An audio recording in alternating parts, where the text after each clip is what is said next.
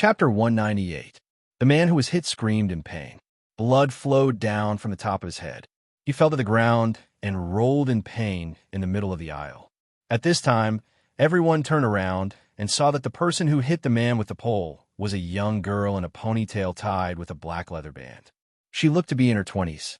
Perhaps it was because the children in the mountains took charge of the household early and did farm work, but she looked much more mature.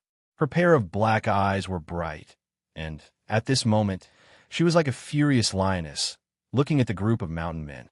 Yang Chung cast a questioning look at Mo Chinny. This little girl had delicate features. Could she be Mo Chinny's cousin or something? Mo Chinny's response was blank. She did not know this little girl. The group of men also came back to their senses. The black loach was the first to fly into a rage. He rushed forward and grabbed the girl's pole. With a push of his hand, he pushed the girl to the ground. Damn, where did this crazy bitch come from? Who asked you to meddle in other people's business? Black Loach, Shanzi's bleeding nonstop. Is this girl playing with her life? He's playing with her to take revenge for Shanzi. The men no longer cared about their original target, Mo Chinny. Their eyes were all red with anger. After helping the man, called Shanzi to the seat, they directly pounced on the girl. The girl screamed. As soon as someone touched her, she opened her mouth and frantically bit that person's arm. The carriage was a mess. The girl alone made the group of men not dare to approach her. However, the girl's strength was still small. After struggling for a while, two men immediately seized the opportunity to grab her slender arms.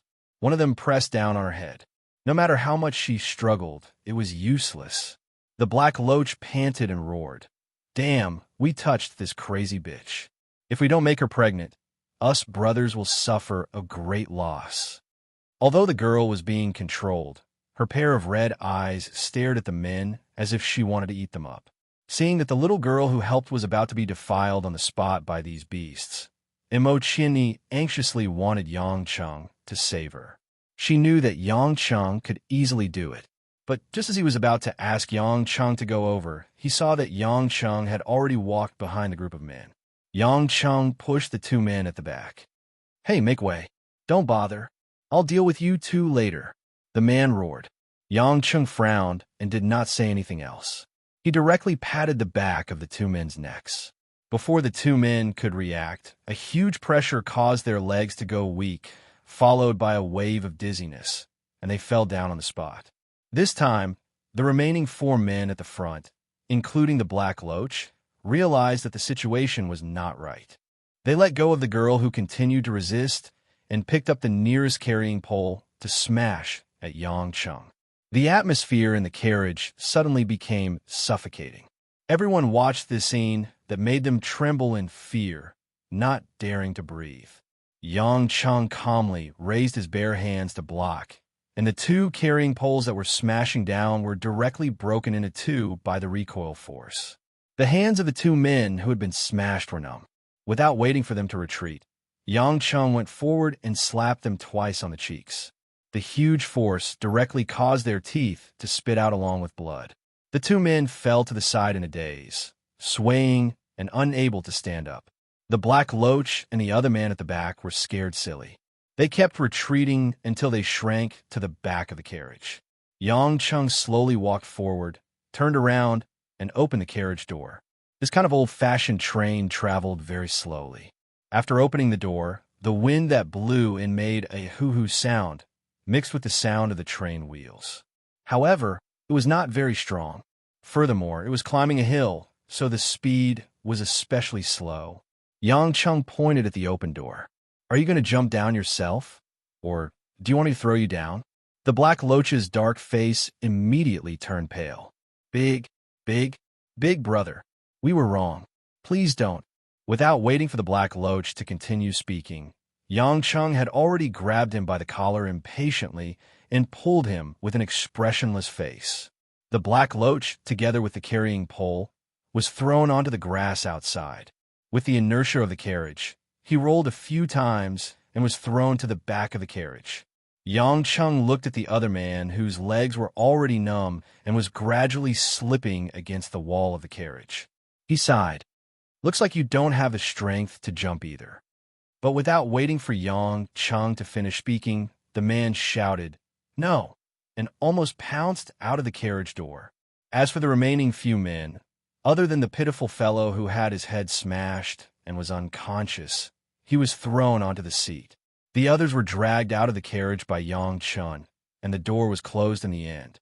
The other passengers in the carriage saw Yang Cheng's actions and instinctively shrank to the other end of the carriage. They looked at Yang Cheng with some fear in their eyes. Mo Chiani had already helped the girl up and let the girl sit beside her. She even took out a tissue to wipe the girl's tears and the dirt on her face.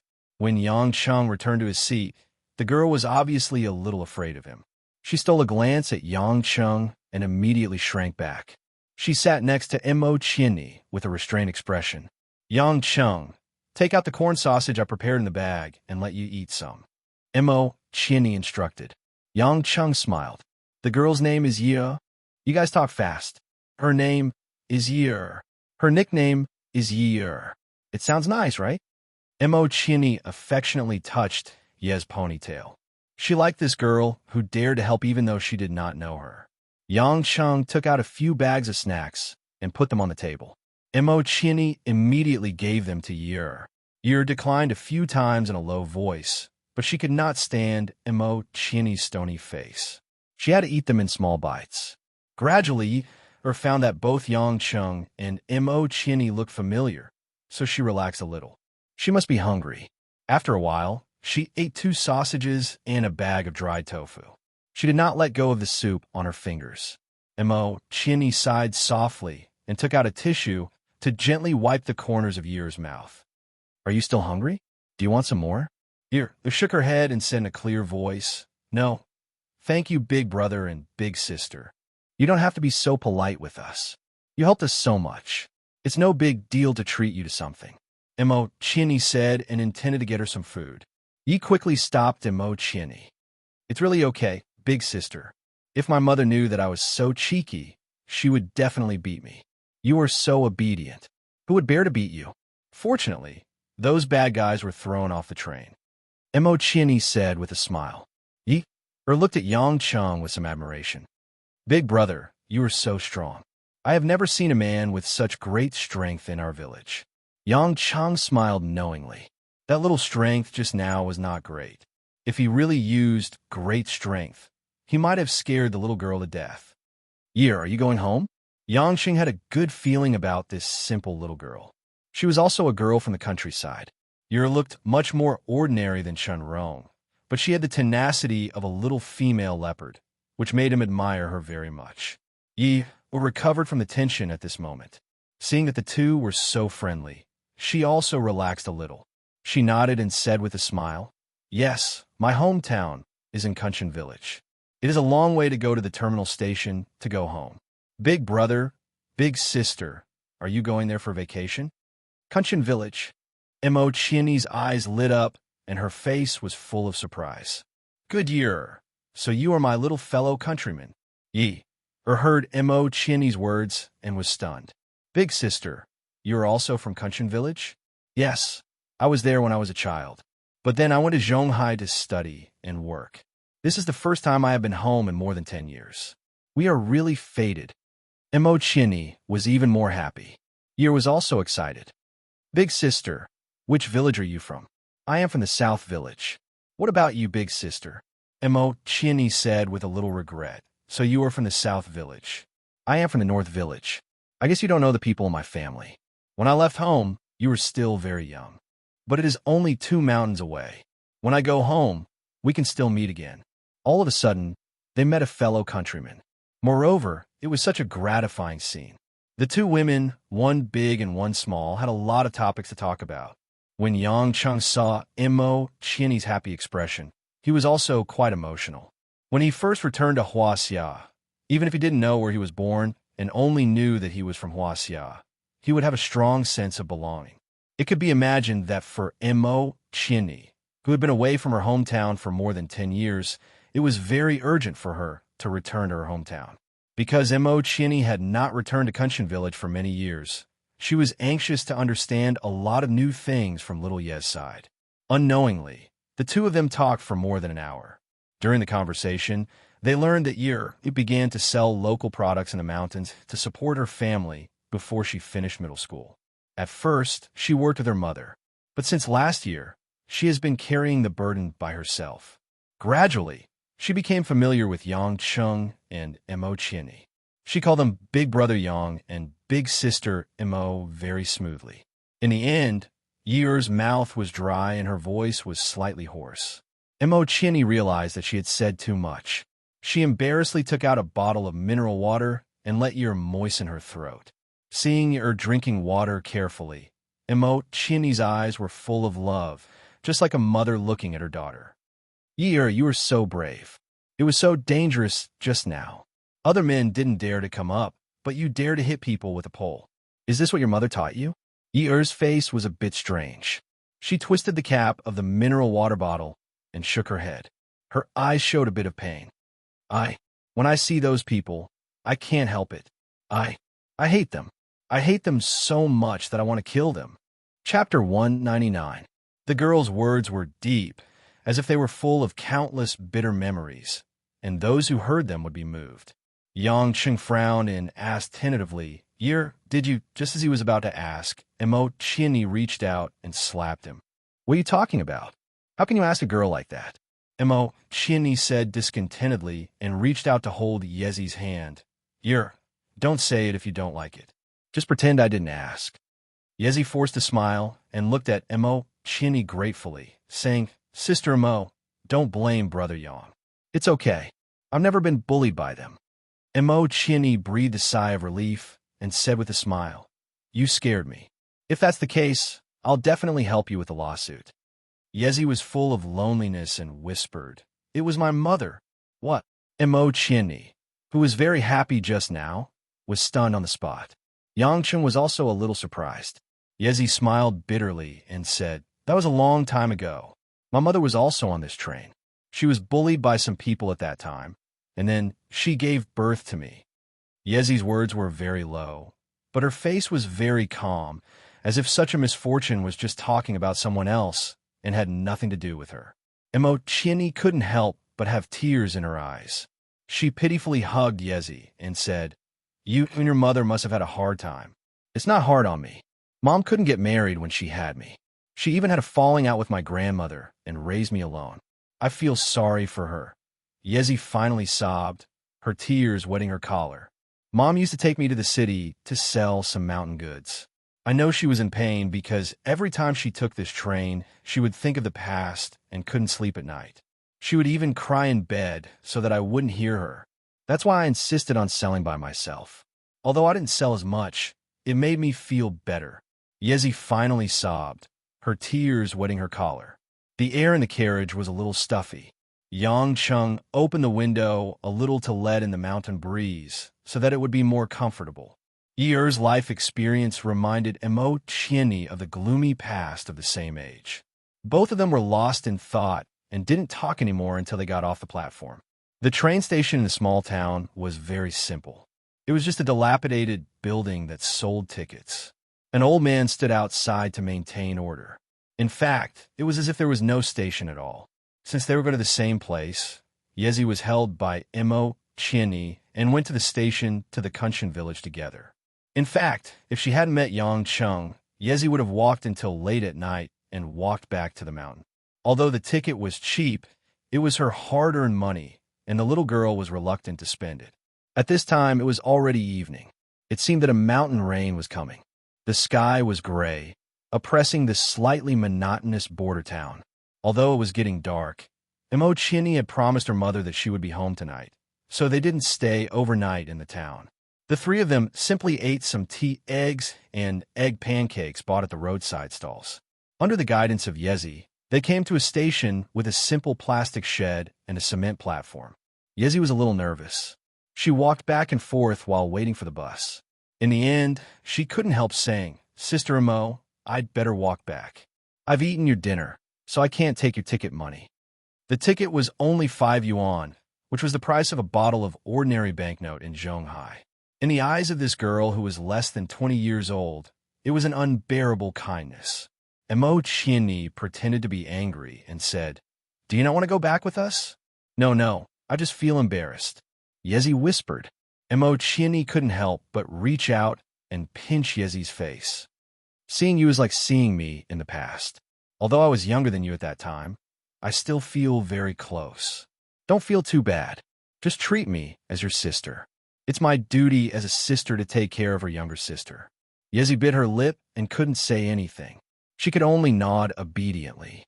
After waiting for more than 15 minutes, an old minibus finally slowly drove into the station. The three of them got on the bus. Yangcheng acted as the little brother carrying the bags, while the two women's bags were all carried by Li. There were very few people on the bus. Including the driver, there were only 5 people on the bus. The bus could accommodate more than 20 people, so the 8 of them went on the winding mountain road to Kunshan village. There were some stops on the road, so the bus would stop occasionally. But after more than 2 hours, when they were about to reach Kunshan village, there were only a dozen people on the bus. The bus went over the last hill and was about to reach Kunshan village. But at this time, the sky was rolling with dark clouds, and blue and yellow lightning finally began to resound through the world like thunder. Almost in an instant, the pouring rain was like a big basin of water poured by God, soaking the whole mountain in the rain. Many parts of the rugged road had become muddy, and the speed of the bus was much slower. Looking at the heavy rain outside, Chini hugged Yezi, who was beside her. The girl's face was full of worry at the moment. After all, she had to walk over 2 mountains to get home from the Kuan Mountain village. "It's okay. You can stay at my house tonight. It's so dark. It's too dangerous for a girl to walk on the mountain road at night, and it's raining." Chini comforted her. Yezi hurriedly shook her head. "No, Sister Imo. It's rare for you to go home to see Annie after so many years. As an outsider, I can't disturb you, and my mother will also be worried. If you walk back so late, your mother will be worried. There are many landslides on the mountain road in the rain. What will your mother do if she runs into one? Listen to me and stay at our house."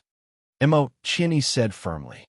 Yezi wanted to refuse, but seeing the heavy rain outside, she had to say, "If the rain stops, then I'd better go home." During the day, the temperature was high.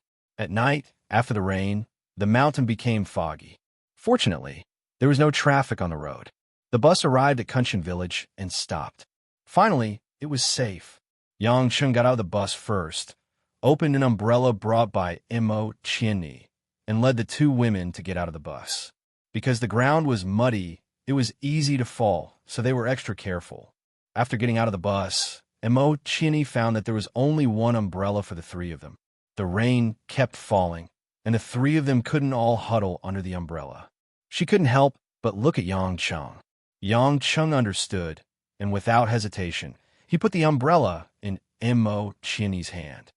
"You and Yezi hold the umbrella, and I'll take the luggage. Ladies first. Anyway, I'm strong, and it's okay to get wet. But what? I can't bear to let my little Qian get wet in the rain. If I let little Yezi get wet in the rain, you'll choke me to death." Yangcheng joked. Chini blushed, and she felt happy in her heart, so she didn't say anything more. Yezi looked at the intimacy between the 2 of them, and there was a little envy in her eyes. The 3 of them walked along a narrow path, stepping on weeds and stones as they made their way into Kunshan village. Yangcheng followed behind with a huge bag of luggage. Such a journey might be difficult for ordinary people, but for Yangcheng, other than the discomfort of getting his clothes wet from the rain, it was no different from walking on flat ground. Gradually, the mountain village emerged from the fog in front of them. The houses of different heights revealed a strong ethnic style. This was an area where many ethnic groups lived, so it was particularly diverse. Chini hadn't been home for more than 10 years, but she didn't need to think about where her home was, even if the village had changed a lot, because someone would show her the way. At the end of the winding path, in the hazy rain, a figure holding a black umbrella and looking at something vaguely appeared in front of the 3 of them. Chini's footsteps stopped, like a weathered rock. She stood in the same place, looking at the figure in front of her, and her eyes turned red in an instant. The figure in front seemed to see something and shouted from a distance, "Is it Nizi?" The ordinary female voice made Mo Chinny couldn't control her emotions anymore. She almost threw the umbrella to the side. She didn't care about the dirty mudstone road, didn't care about the bean-sized raindrops, and even forgot that there was a poor little Yezi beside her who needed an umbrella. She quickly ran over. "Mom!" The joy and touching of a young swallow returning to its nest rendered a picture of a rainy night.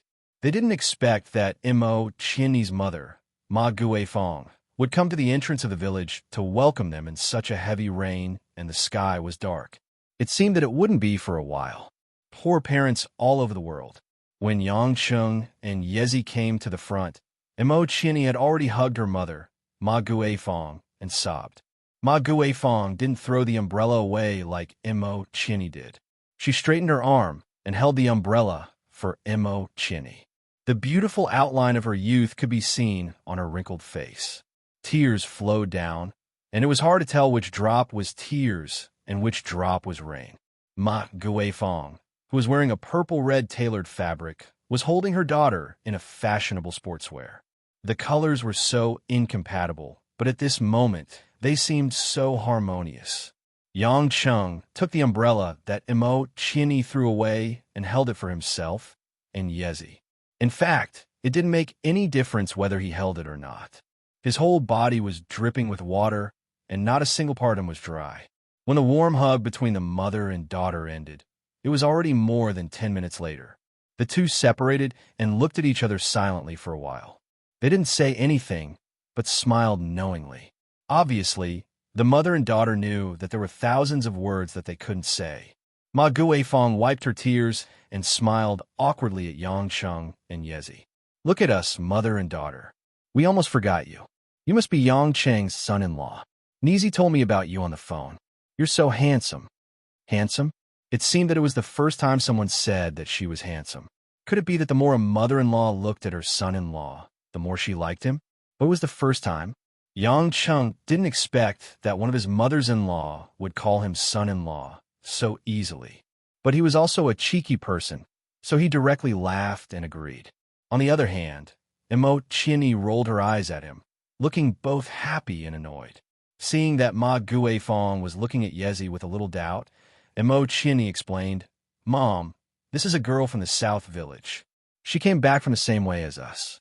I saw that it's so dark and rainy, so I want her to spend the night at our house. Her name is Yezi. Just call her Yer." Ma Guifeng immediately took Yezi's hand enthusiastically. "Don't be shy, little girl. Go home with your aunt. Dinner is almost ready." "Thank you, Aunt." Yezi was still a little nervous and said with a smile. So, Mo Chinny took her mother's hand, and the four of them walked all the way home. Compared to before, Mo Chinny was obviously much more excited. It was the kind of ecstasy of reuniting with family, which made Yang Cheng a little jealous. However, from time to time, Ma Guifeng would look back at Yang Cheng with a smile, and the more she looked, the more she liked him. This made Yang Cheng's scalp numb. It seemed that he hadn't bought a gift for his mother-in-law yet. Could it be that she had already found out that he was loyal, pure, and kind, and was deeply touched by him? Chapter 200. Mo Chinny's house was made of wood and had 2 floors. The walls of the house were covered with green creepers. There was a small courtyard outside with a chicken coop and some onions and garlic. As soon as they entered the house and put down their luggage, Ma Guifeng said to Yang Cheng, "Son-in-law, you're all wet.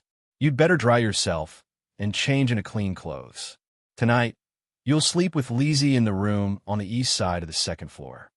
"Mom," Mo Chinny quickly said, "I'll sleep with you." After all, the two of them hadn't had that level of relationship yet. The moment Mo Chinny thought of sleeping in the same room with Yang Cheng, she immediately shyly retreated. Ma Guifeng laughed and scolded. "What nonsense are you talking about? You're grown up now. How can you sleep with your mom?" Without waiting for Mo Chinny to argue, Ma Guifeng said to Yezi kindly, "Little Yer, just make do with it. Our house is small. Can you sleep in the same room with me?" Yer gave Mo Chinny a helpless expression and nodded happily. Mo Chinny blushed and acted like a spoiled child to her mother. Ma Guifeng pretended not to see it and turned to Yang Cheng, "Son-in-law, do you have a change of clothes? Change into this one and I'll wash it for you. It'll be ready when the sun rises tomorrow. Yang Chung appreciated this mother-in-law whom he just met. She really had good taste. It was definitely a good choice to put her daughter on his bed. Men always change their clothes quickly. Yang Chun ran to the room that was prepared on the second floor. While looking around at the old bamboo furniture, he took off his clothes and wiped them clean, then changed into a long-sleeved shirt and long pants. Although he didn't feel cold, dressing like this would make others feel more normal. When he ran downstairs, the kitchen was already full of smoke. Mo Chieni had finally returned to her mother's side. Naturally, she had endless topics to talk about. The little girl, Yezi, was picking up the wild vegetables and joined in the conversation from time to time. The three women were happy and harmonious. As a man, Yang Chung was too embarrassed to get involved. He pulled over a bamboo chair and sat in front of the courtyard. Looking at the endless rain, he lit a cigarette and waited leisurely for dinner. In the kitchen, Mo Chieni, who was holding a fire fork next to the stove, saw Yang Chung sitting cross-legged at the door, enjoying himself. She thought to herself that this guy didn't know how to show off in front of his mother. She immediately called out, "Yang Chung, come and help my mother cut the vegetables."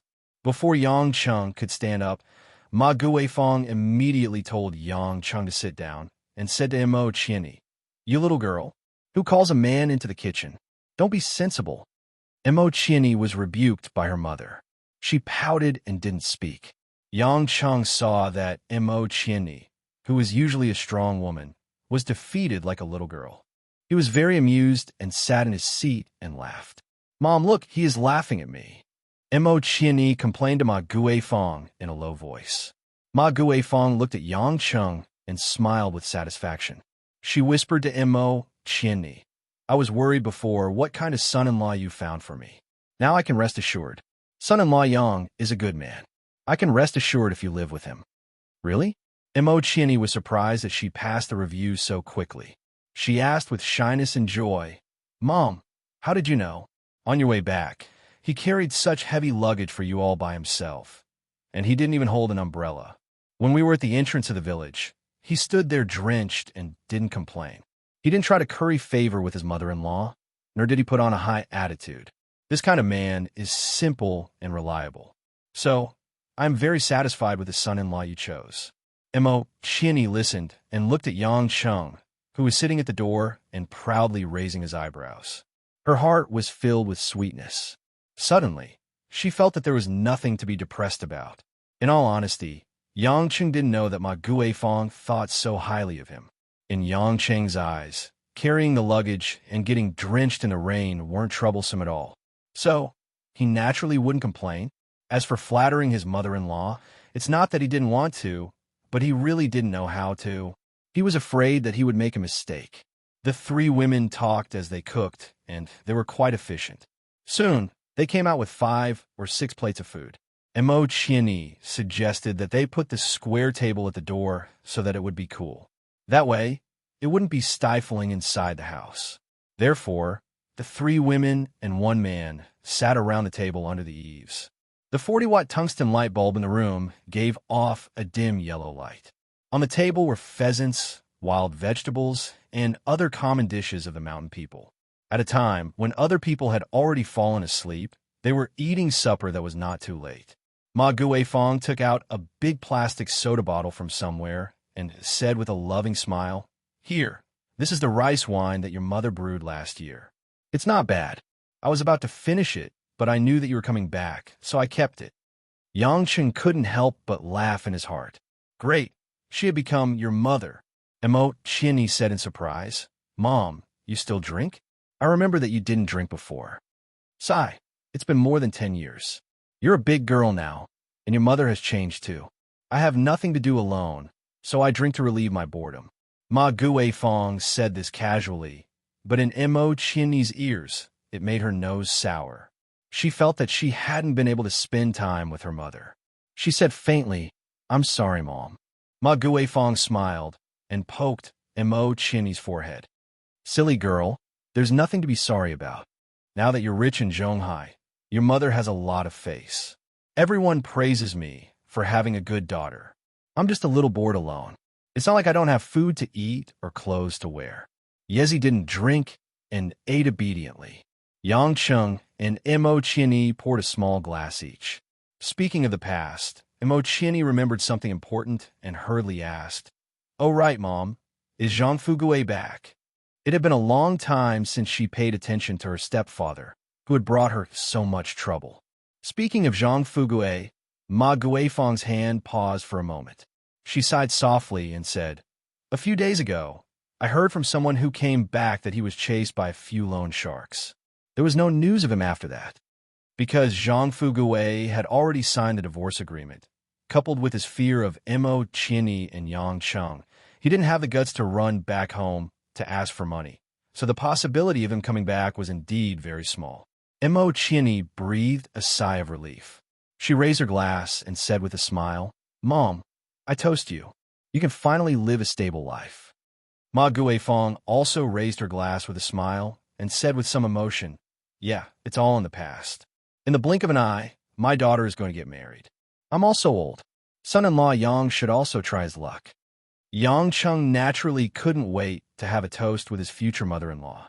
The homemade rice wine was indeed mellow, and he had been craving it for a long time. There was no such good wine abroad. "Yezi, don't be so polite. Just treat it as home and eat more." Ma Guifeng called Yezi, who was a little reserved, and picked up some chicken with her chopsticks for the little girl. Yezi quickly thanked her, put down the bowl and chopsticks, stood up, and said, Aunt Ma, I'll go to the kitchen and bring out the mushroom soup and chicken bones. It's almost ready." "Hey, go ahead," Ma Guifeng said with a smile. Yezi is so sensible. After Yezi went into the kitchen, Mo Chini said to Ma Guifeng, "Mom, this time I came back, I want to take you to Zhonghai. After a few days, you can simply pack up and go with us." Ma Guifeng sighed and said, "Nizi, Mom knows you are filial, but Mom has lived on this hill for more than 40 years, almost half of my life. How can I leave just like that? Besides, if I go to the big city, I will be in the dark. You all have jobs and Mom can't do anything. Even if I just eat and drink at home and clean for you, it will be boring. But if you stay here, it's so far away from Zhonghai. Mom, when you get older, there will be no one to take care of you. How can I rest assured?" Mo Chini said anxiously. Ma Guifeng was not a stubborn person. She also realized that there would be a lot of trouble in her later years without anyone by her side. At this moment, she had to be silent, took a sip of rice wine, and said, "Nizi, let Mom think about it. Aren't we leaving in a few days? Mom will tell you when the time comes, okay?" Mo Chini had to nod and put the topic aside for now. Yang Chung chewed on the wild vegetables, feeling a bit troubled by Mo Chini's proposal. If he really brought this mother-in-law to Zhonghai, wouldn't his relationship with Mo Chini be exposed to her? At that time, she might not just smile at him, but chase after him with a kitchen knife in her hands.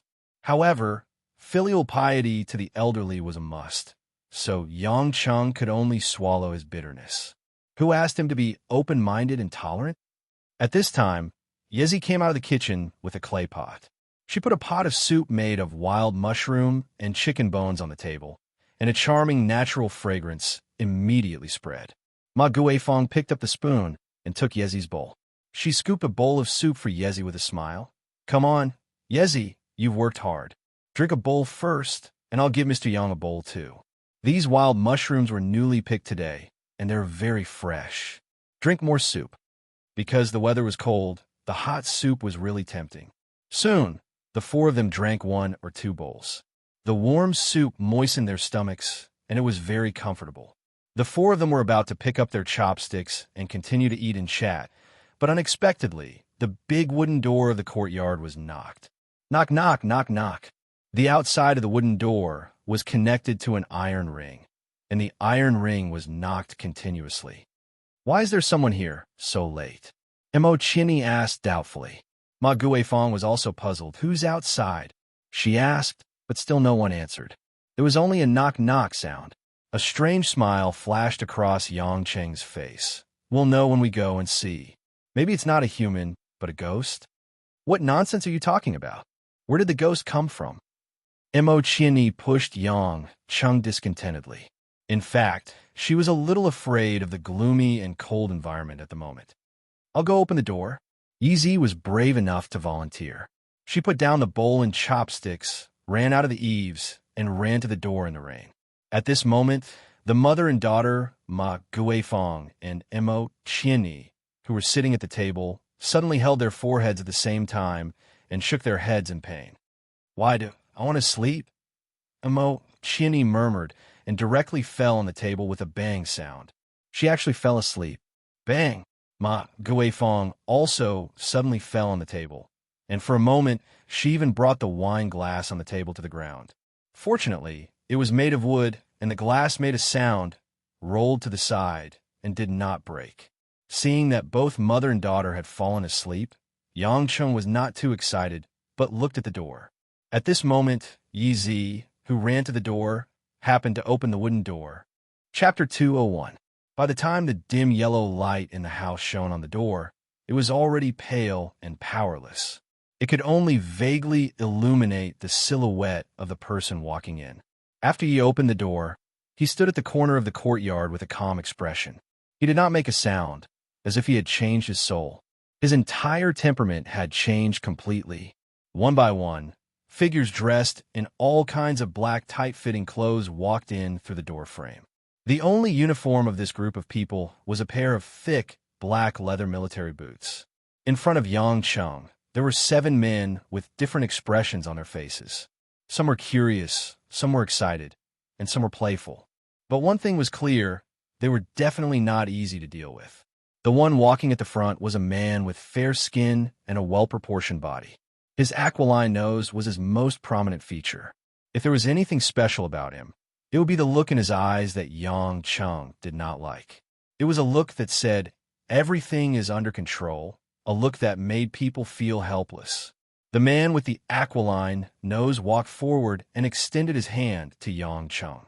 "Nice to meet you. I'm Duan Run, the leader of Dragon Group in Yellow Flame Iron Brigade."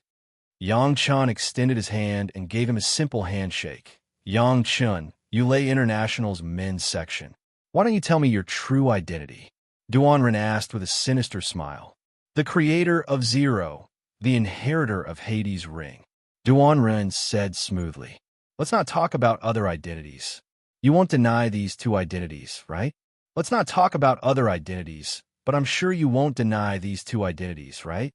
Yang Cheng scratched his head. "I've been in this line of work, and I love what I do. Now that I'm talking about men, that's all in the past.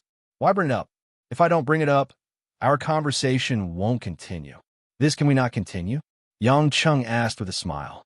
"No," Duan Ren refused. Yang Cheng was helpless. "Then tell me. I'm listening." Duan Ren smiled smugly.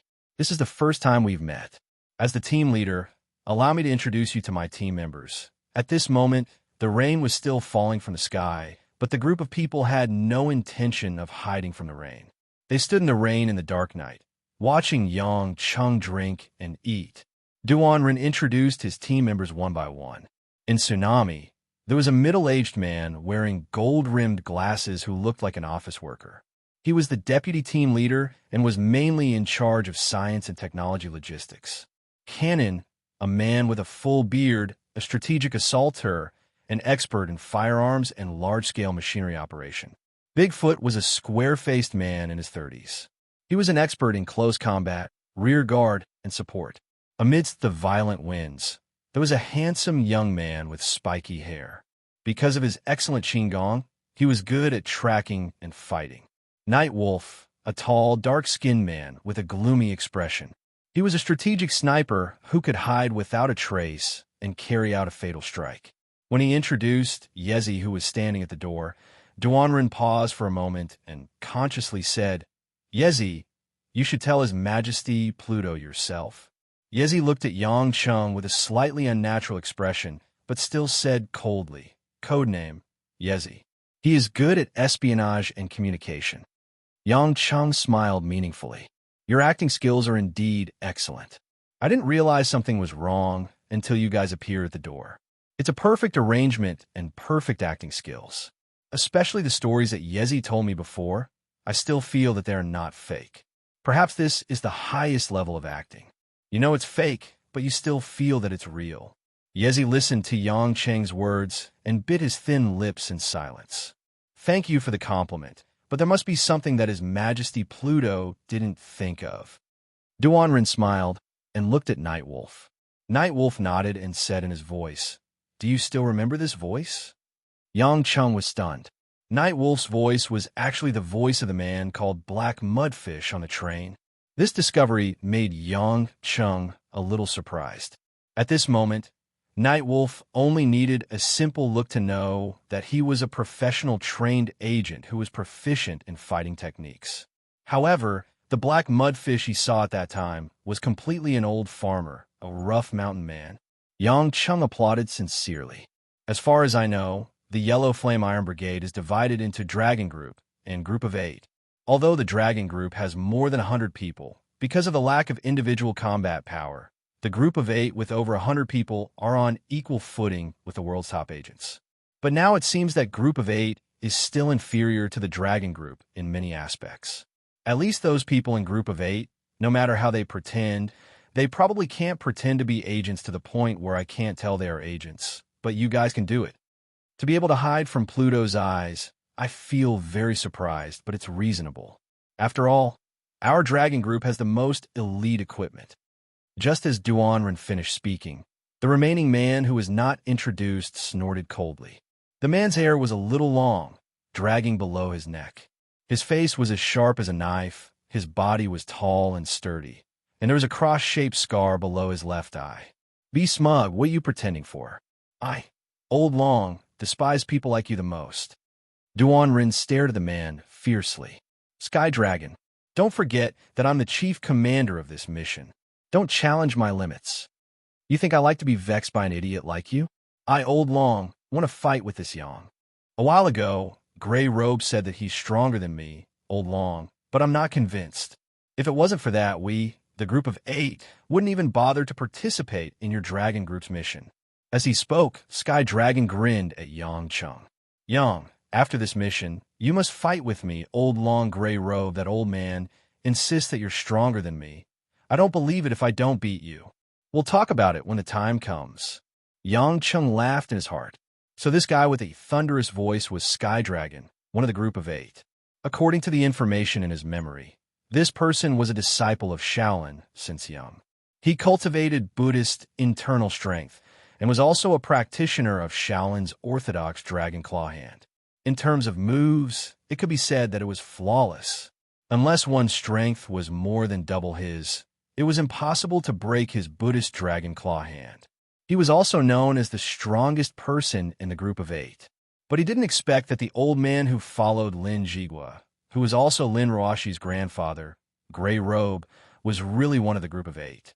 Then, who exactly was Lin Jigua? Lin Ruoshi was his granddaughter. What kind of concept was that?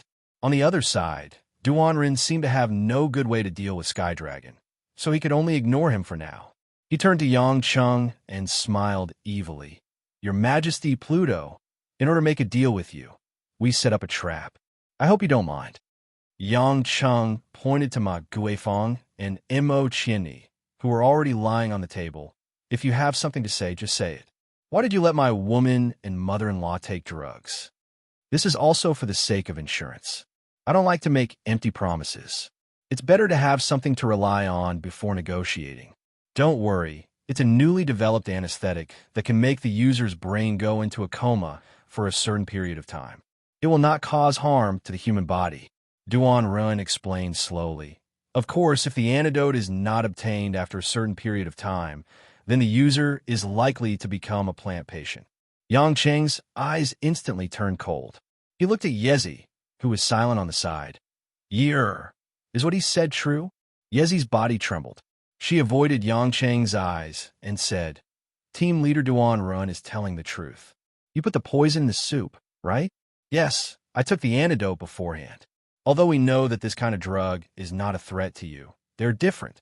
They need the antidote, Yezi said truthfully, because Flower Rain, one of the Group of 8, had seen Yang Cheng's poison immunity.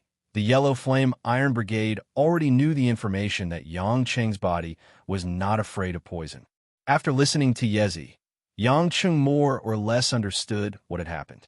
All of this should be because he and Imo Chini were planning to return here. From then on, he had already been set up by this group of people from the Dragon Team.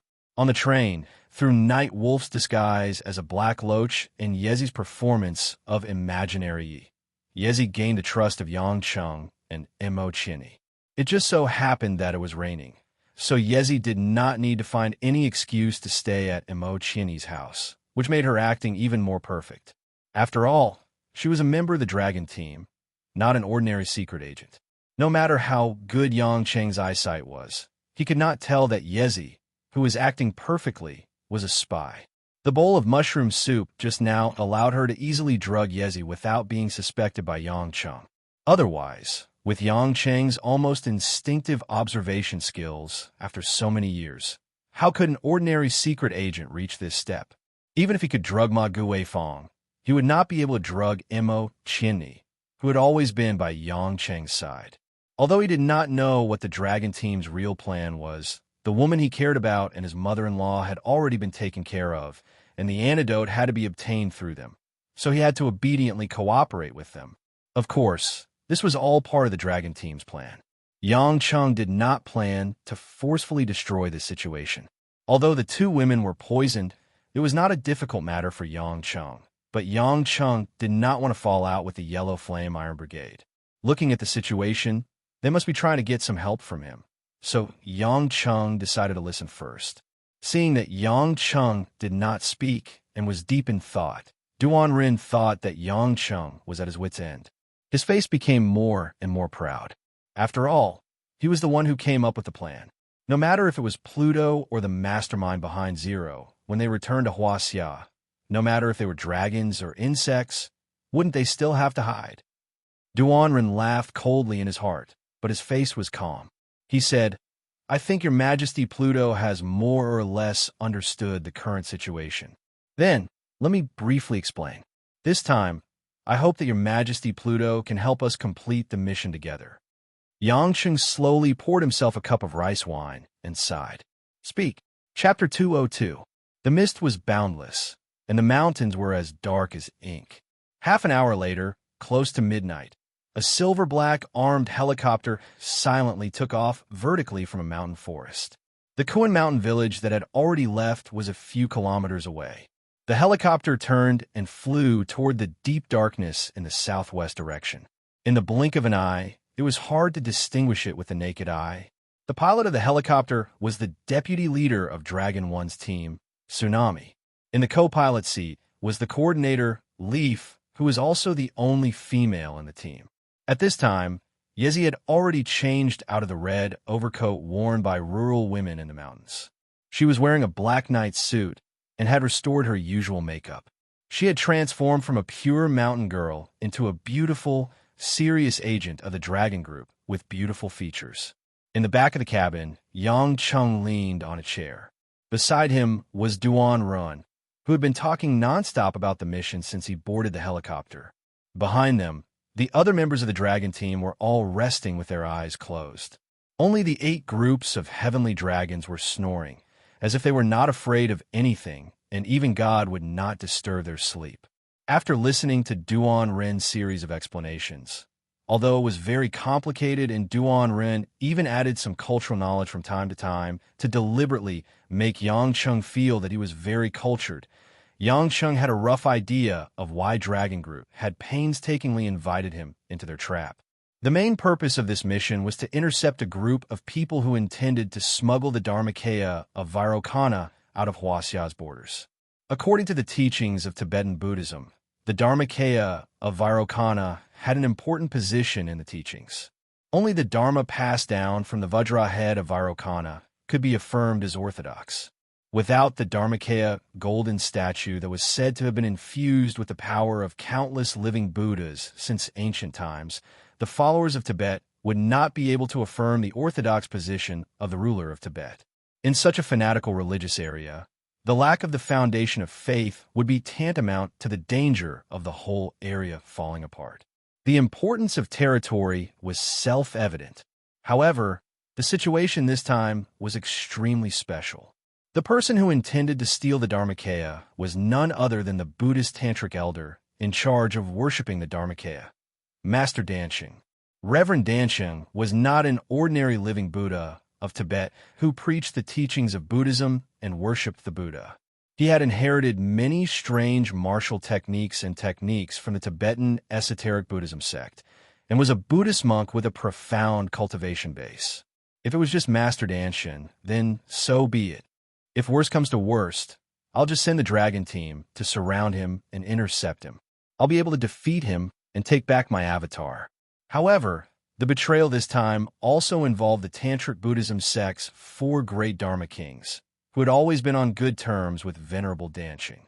The 4 great Dharma kings, great treasure, great realization, great wisdom, and great mercy, were all well-versed in the Tantric Buddhism sect's Dharma.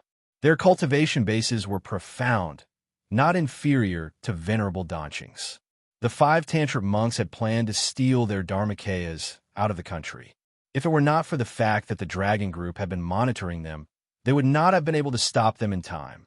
As formidable as the 5 men were, they could not resist modern weapons and heavy munitions, but they could not afford to lose the Vairocana golden body that they carried with them at close range. What's more, once the military was mobilized, it could become an international incident that would be made public. Therefore, other than launching a small assault to take back the golden bodies, there was no other way. After listening to Duan Ren's explanation, Yang Cheng asked curiously, "These bald donkeys have nothing better to do all day. Why are they thinking of plundering cultural relics out of the country?" Duan Ren snorted. "Tibet has always been a thorn in Huasia's side. These deviant and unruly living Buddhas haven't appeared in a day or two. They just want a bet to break away so that they can take control of the country. Therefore, it's not surprising that they would do something like this." "Then where are they now?" "They've been surrounded by our military in the Dan River area. They're temporarily staying in a small Buddhist temple. We've fought them before and barely managed to force them to retreat, so they won't be leaving on their own for the time being. However, those border troops are not the top special forces, so they're being guarded by Abbess Yun Miao and her disciples. It's a bluff, but due to the dangerous terrain, they don't have any transportation equipment. They won't be a problem for the time being, but they won't be able to hold on for long," Duan Ren said. Hearing the name, Abbess Yun Miao, Yang Cheng felt that it sounded familiar. He thought for a while and asked, "Is it the most senior Abbess Yun Miao in the group of 8? "That's right. Looks like Your Majesty Pluto is quite familiar with the situation of the Yellow Flame Iron Brigade." Duan Ren smiled proudly. Yang Cheng frowned. "Including Abbess Yun Miao, you have a total of 9 people here. Are you afraid of those 5 bald donkeys?" "There are more than 5 enemies," Big Foot, who had his eyes closed, suddenly interrupted. Duan Ren continued, "Your Majesty Pluto, do you know where they intend to transport the Dharma bodies to?" "Where?" "America." Yang Cheng came to a realization and scratched his head. "You can't be telling me that Blue Storm will be coming too, right?" "According to the reliable information I received from headquarters, America's Blue Storm has already sent more than 3 special agents to receive them. Currently, there's no news of them breaking through our blockade, but if they really do come, we might not be able to discover them in time. Your Majesty Pluto should know that in terms of technological prowess, Blue Storm is the undisputed #1 in the world.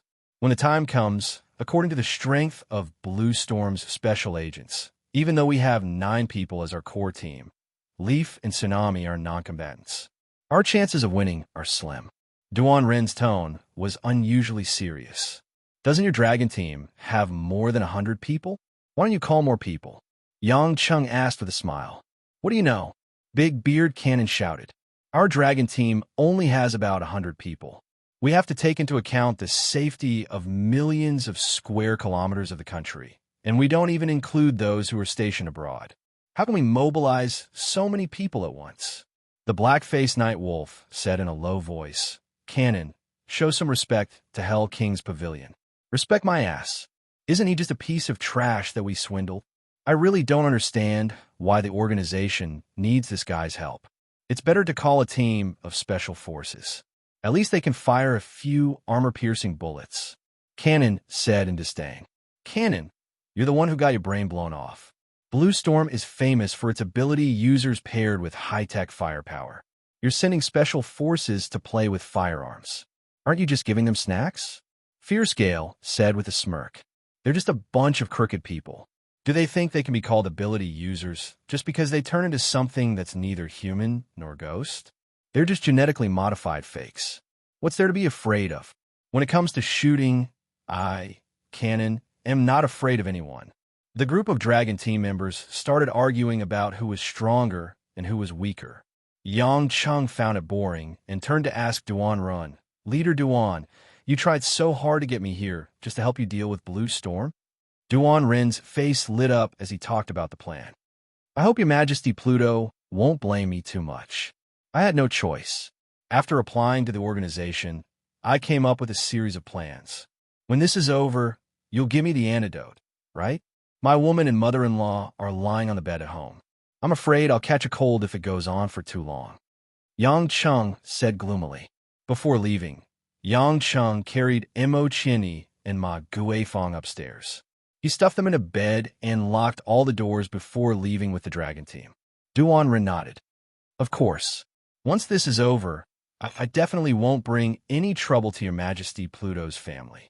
After flying for more than 2 hours, the helicopter finally landed in a rocky canyon by the river. For dark green military tents had been set up here. More than 10 fully armed soldiers stood guard with guns in their hands, looking around vigilantly. Yang Chung followed the Dragon team out of the helicopter and walked into the largest military tent. The temperature inside was slightly warmer, and the temporary white lights dispelled the darkness of the early morning. As soon as they entered the camp, they saw 2 futons placed randomly on the ground opposite them. On the futons, 2 women dressed as Taoist nuns were sitting. The nun sitting in front of them looked like she was in her 40s. There were slight crow's feet at the corner of her eyes, but her beauty was still undiminished. Her face was beautiful, like the mountains in the distance. Her lips were red and her face was white. Her calm and composed posture was full of the charm of a classical Oriental beauty. Beside her, there was also a female nun with her hands facing up. Her fingers were like orchids. She wore a nun's hat, and her face was as cold as spring. The tip of her hair was like snow, and the white lotus in the lotus pond was as clear as a cold pond. She looked like a younger version of the old nun. The older nun had already stood up at this time. She dusted off her already clean robe and glanced at the person who walked in with a startled gaze. She then fixed her gaze on Yang Chen's face. This is Pluto. The young nun patted her Taoist robe and stood up as well. She looked like she was in her 20s and was rather curious about new things. Seeing that her master was asking her so seriously, she looked at Yang Chung as well. Yang Chung was secretly impressed. What kind of family does this young nun and old nun belong to? One was a middle-aged woman, and the other was young and beautiful. Both of them had picturesque features, and their Taoist robes accentuated their graceful figures. It was tempting to commit a crime. The old nun saw that Yang Chung was only staring at the 2 of them without replying. A hint of anger appeared in her eyes. Pluto, what are you looking at? Yang Chung laughed dryly.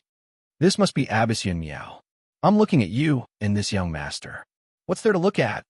I and my disciple. Abbess Yun Miao asked unhappily.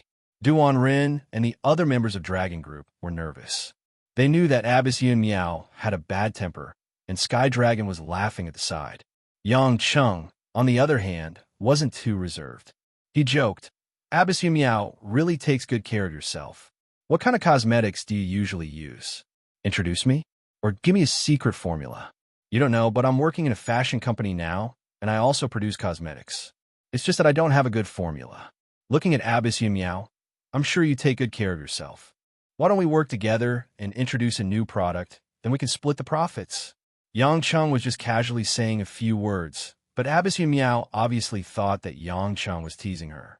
Abbess Yun Miao pulled out her sword from her side, and it gleamed coldly like the autumn waters. Lecher, how dare you speak so boldly the moment we meet? Looks like I will have to teach you a lesson before we talk business. With a clear shout, Abbess Yun Miao actually raised her sword and stabbed at Yang Chung. Chapter 203. Abbess, please calm down.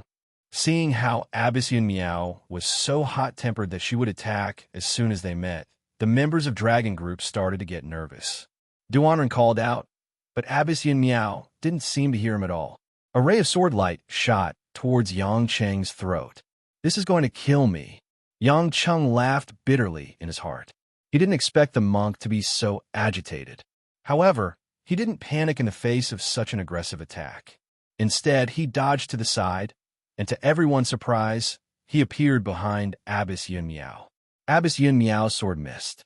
She turned around immediately, only to see Yang Chung standing beside her beloved disciple, the little nun with a face as cold as jade.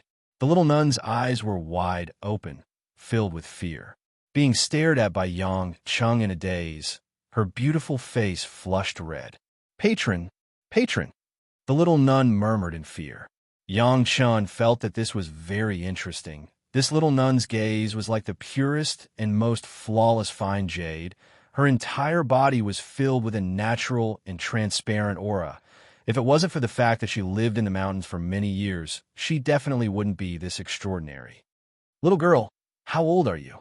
Are you in a relationship?" Yang Qing couldn't help but tease this cute little nun. Huh? The little nun didn't seem to understand Yang Qing's question at all. She blinked her eyes in a daze. Abbess Yun Miao was so angry that her face turned red. "How dare you tease my disciple so openly? Do you think Yun Miao, am a pushover?" Abbess Yun Miao swung her sword again. This time, her attack was even more ferocious. Wherever the sword light pointed, a wave of sharp sword chi would arrive. Yang Chung didn't dare to stay any longer. He could only dodge around the small military camp. Every time he dodged, a wave of sword chi would follow, and the sound of air being torn apart could be heard. Abbess Yun Miao's sword attacks were endless. The vigorous sword chi cut through the military camp's curtains, leaving holes everywhere. Seeing that it was difficult to stop the fight, the others could only watch as Yang Chung was chased around by Abbess Yun Miao.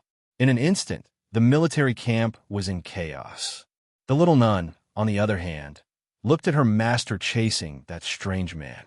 She was a little worried for the man. Her master was scary when she got angry. "Lecher, do you only know how to run?" Abbess Yun Miao asked with a pale face after realizing that she couldn't even touch the corner of Yang Chen's clothes after stabbing him dozens of times. Yang Chen stopped and chuckled. "You're indeed one of the few successors of the Shushan sword sect. Your swordsmanship is indeed brilliant. I don't dare to face it head-on. It's better for me to escape." Even if you dare, you might not be able to take it." Abbess Yun Miao sheathed her sword with a proud look on her face. "You actually know that I's swordsmanship is from Shushan. You have a good eye. I won't argue with you for now. I'll settle the score with you after this is over." The people from Dragon Group heaved a sigh of relief. Even though Abbess Yun Miao was one of the group of 8, she was also one of the most seniors in Yellow Flame Iron Brigade. They didn't dare to offend her. "Thank you for your generosity, Abbess.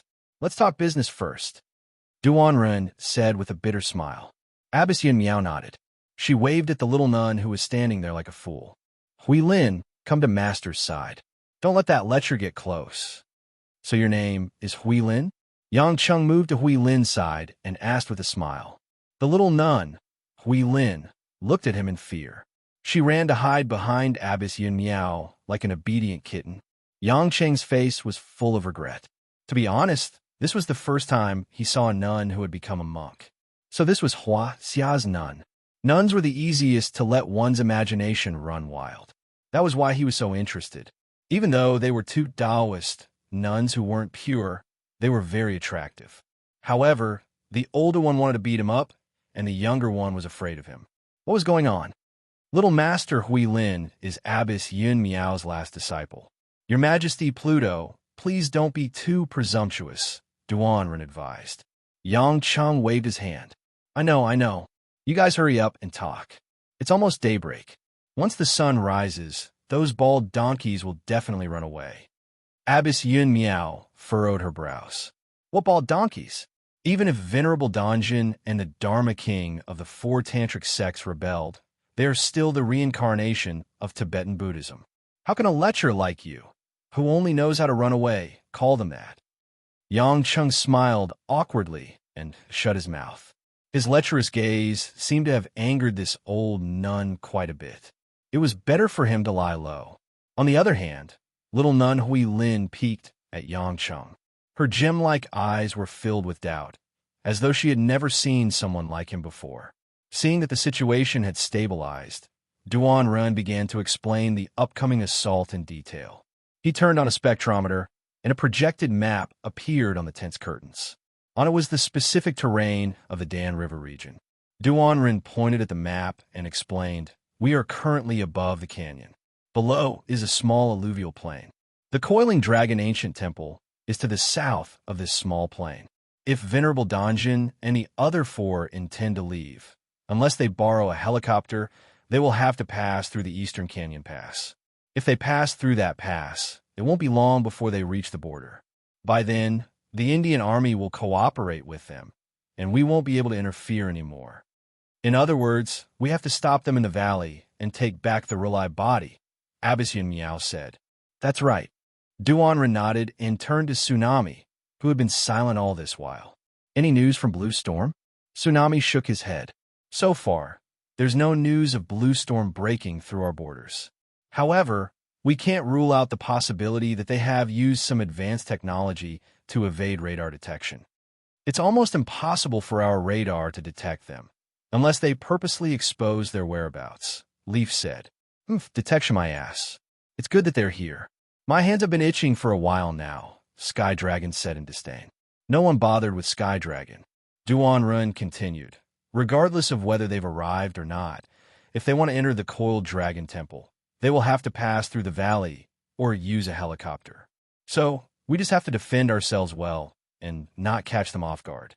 Everyone nodded in agreement. If the route was fixed, it would be easy to deal with them. Yang Chung stood at the periphery and listened to their meeting. He raised his hand and asked, "Leader Duan, are you sure that only 3 people from Blue Storm came?" "I received news from headquarters that there are 3, Duan Ren said straightforwardly. "Are you sure they haven't reached the Lama Temple yet?" Yang Chung asked again. Duan Ren frowned. "Your Majesty Pluto, please don't doubt the accuracy of my information. I contacted headquarters directly and got the exact information. So far, we've sealed off the valley entrance and the airspace above this area. Even if a bird were to fly into the valley, we would know beforehand." "Hey kid, don't ask questions if you don't know anything. We still need to discuss the battle plan," Cannon said unhappily. Yang Chung smiled embarrassedly and didn't ask any more questions. However, his eyes were clouded with doubt. The following plan was quickly arranged. As the tactical assaulter, Cannon was naturally in charge of leading a small team of soldiers in a frontal assault. Sky Dragon, Violent Wind, and Bigfoot, who were experts in combat, would assist from the side. Sky Dragon's strength was definitely higher than any of the llamas, so Violent Wind and Bigfoot would be able to restrain him. Nightwolf, as the tactical sniper, would be directly above the valley and could exert pressure. If there was a good opportunity, he could also take out an enemy in an instant. Abbas Yin Miao, Leaf, and Tsunami were in charge of sealing off the valley entrance. Duan Run would be in charge of the overall situation. When it was finally Yang Cheng's turn, Duan Ren said directly, "If the people from Blue Storm arrive on time to support Venerable Danjun's group, we'll have to rely on Your Majesty Pluto to restrain them. After all, as the creator of Zero, Your Majesty Pluto should be the most experienced in fighting with a few foreign secret organizations."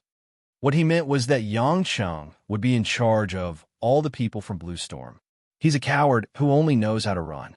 I think you've invited the wrong person," Duan Ren. Abbas Yun Miao sneered in disdain. "Hee, but he runs pretty fast." Sky Dragon looked at Yang Cheng provocatively. "When this is over, let's have a round. It's fine if you want to run. My Qigong isn't bad either." Yang Cheng frowned bitterly. "Can't I just change my position? Actually, I'm pretty good at shooting. Why don't you let me swap positions with Nightwolf? I'll lie down and snipe." "No way. I'm the best tactical sniper," Nightwolf rejected expressionlessly. Successful people in certain fields often had strong, even paranoid, confidence in their own profession. Capable people do more work. I'll have to trouble you, Pluto, Duan Rin concluded as if victory was already in his grasp. Since there was still some time before daybreak, the few of them were in a hurry to prepare for battle. All sorts of weapons and equipment needed to be checked, so they split up to do their own things. Yang Cheng sat alone in the big tent, staring at the little nun, Hui Lin, who was meditating behind Abbess Yin Miao. In this boring place, only this little nun could make him feel alive. Hui Lin, on the other hand, blushed from time to time. She gradually understood why her master wanted to use her sword to kill this bad guy. At this moment, Yi, who was walking into the tent with a cup of hot water, saw this scene. Her lips curled into a smile. After a moment of hesitation, she passed the cup of hot water to Yang Cheng. "Your Majesty Pluto, have some water." "Ah, thank you." Yang Cheng took it naturally. Just as he was about to drink, he asked with a grin, "There's no poison in the water, right?" Yi was stunned. She pouted and said, "Don't worry, there's no poison. Besides, it's useless to you anyway, isn't it?" "Heh, this poison is just like the pesticide on vegetables. It's fine for ordinary people to eat vegetables, but for me, it's fine for me to eat poison ones. But no matter what, eating vegetables with pesticide is not good for the body. It's better to eat less," Yang Cheng said before drinking a mouthful of hot water. Yi bit her lower lip. "You must hate me in your heart. I didn't want to refuse before. After all, it's not our style to hurt civilians. But Leader Duan Ren's plan is very thorough. If I don't cooperate, I'll be letting the other members down. I don't hate you. I just don't like Duan Ren. His words are too annoying." Yang Cheng curled his lips. Yi pursed her lips and smiled. Leader has just been appointed. There are always some things he's afraid of making mistakes. It's normal to talk too much. "Your Majesty Pluto, you can rest now. I'm going out to work." Without waiting for Yi to leave the tent, Yang Cheng said, "You can call me Brother Yang. I'm really not used to hearing you call me Your Majesty." Yi stopped in her tracks. Her eyes were filled with surprise. She turned around and bowed to Yang Cheng. "In, Brother Yang." Looking at Yi Zi happily running out of the tent, Yang Chun felt a little better. In fact, he could see the pain in Yi Zi's heart. She was still so young. Even a top-notch agent who had received professional training wouldn't be able to do such a thing easily. Abbess Yin Miao, who had been sitting on the futon with her eyes closed, suddenly opened her eyes and sneered. "Other than seducing little girls, what else can you do?" Obviously, she thought that Yang Cheng was trying to hook Yi. Yang Cheng didn't understand why this nun was always going against him. He rolled his eyes. "I could seduce old girls like you, Abbess." Chapter 204. Yang Cheng's words were like a spark falling into kerosene, igniting Abbess Yun Miao's anger that had yet to completely subside. "I see that you won't give up until you see your coffin." Abbess Yun Miao gritted her teeth and drew her sword again, preparing to pounce on Yang Cheng. But before Abbess Yun Miao could pounce on him, Hui Lin, who had been standing behind her, tugged on the hem of her robe and said meekly, "Master, don't be like this. Let's ignore him and finish the mission first." Abbess Yun Miao's anger seemed to have been extinguished in an instant. She relaxed and kept her sword, smiling as she caressed Hui Lin's smooth face. "All right, I'll listen to you. Let's go to another tent. I don't want to be with this stinky man." "Okay." Hui Lin stood up obediently and held on to Abbess Yun Miao's arm, walking out with her. When they were about to leave the tent, Hui Lin turned around and secretly stuck her tongue out at Yang Cheng, making a cute face at him. Yang Cheng was planning to run for his life again, but he didn't expect the little nun's words to be more effective than 10,000 tons of ice. She extinguished the old Taoist nun's anger, and he couldn't help but smile bitterly. After the two Taoist nun left the tent, Yi, who had just left not long ago, returned. Seeing Yang Cheng's depressed expression, she smiled and said, "Brother Yang, don't look down on little Master Hui Lin. She's Abbess Yun Miao's last disciple. At such a young age, she has already inherited 70 to 80% of Abbess's swordsmanship. She could be considered a future pillar of our Yellow Flame Iron Brigade." Even Brother Sky Dragon wouldn't dare to look down on Master Huilin. No wonder she dotes on her so much. She even brought her along at a time like this. Yang Cheng nodded in understanding. He had originally suspected that this little nun would become a burden, but now he knew that her martial strength was quite high. Yezi giggled and said, Huilin was taken in by Abbess Yun Miao since she was young. She has never left Abbess Yun Miao's side and has been cultivating in Shu Mountain all year round. She has only started to cultivate in the secular world in the past 2 years, so Abbess is afraid that she will be bullied. Brother Yang, if you really want her, you have to go through Abbess first. When Yang Cheng heard this, he was a bit distressed. This old Taoist nun was not easy to get along with, but then he thought that something was wrong. When did he say that he wanted to woo this little nun? Yizi, you're not learning well. How can I, your big brother Yang, be the kind of flirtatious radish who falls in love with every girl I see? I just think that the little girl is as tender as tofu and so pure and cute, so I want to care for her more. I don't have so many dirty thoughts, Yang Cheng said righteously. Really? Yizi didn't believe him. Yang Cheng was furious. How could this be fake? Up until now, I haven't even had 10 lovers. Slap. Yang Cheng slapped Yezi's perky little but with his big hand. It felt very tight. Yizi dodged to the side in embarrassment. Brother Yang, why did you hit me? Who told you to be so naughty? First you lied to me, and now you doubt my great and pure personality? Yang Cheng stuffed the empty cup back to Yizi and strode out of the tent. Yizi stood there in a daze for a long time. Then, a happy smile appeared on her face. She was relieved that Yang Cheng had hit her. She knew that Yang Cheng was telling her that he really didn't hold a grudge against her. When the sky in the distance started to brighten, the most important moment finally arrived in the valley. As their target, the coiling dragon ancient temple, there was still no movement. Master Donjin and the other 4 didn't seem to have any intention of leaving. The battle plan that had been deployed in the wee hours didn't allow for any delay. Everyone was ready. The general's tent was moved to the entrance of the valley, along with the equipment. Under Duan Ren's command, Cannon led a few soldiers selected from the border guards. With sufficient ammunition, they began to advance towards the coiling dragon ancient temple at the bottom of the valley. Nightwolf was already on standby. He crawled at the mouth of the cliff above the valley. From there, he could accurately see the surrounding area of the coiling dragon ancient temple. At the mouth of the valley, the other border guards had already formed a blockade. Abbess Yun Miao led little Nun Huilin, as well as Tsunami and Yizi, who were in charge of communication. They were all in the newly built tent at the mouth of the valley, monitoring the situation with all kinds of equipment. Due to the terrain, the armored vehicles on land couldn't arrive in time. Only a helicopter could be used. However, in a battle like this, the helicopter wasn't very useful. After all, the protective measures were relatively weak. Therefore, individual combat became especially important in this situation. In the tent, Yang Cheng looked at the screen on the monitor. Cannon and a small group of soldiers had already rushed to the periphery of the coiling dragon ancient temple. A few smoke grenades were tossed out from Cannon's hands. Colorful gas instantly filled the entire screen. Intense gunshots rang through the valley. With a heavy machine gun in hand and a large bag of ammunition on his back, Cannon had already started to sweep the area in a practiced manner to prevent any ambushes from Master Danshun and the rest. Headquarters, the periphery is safe. Over.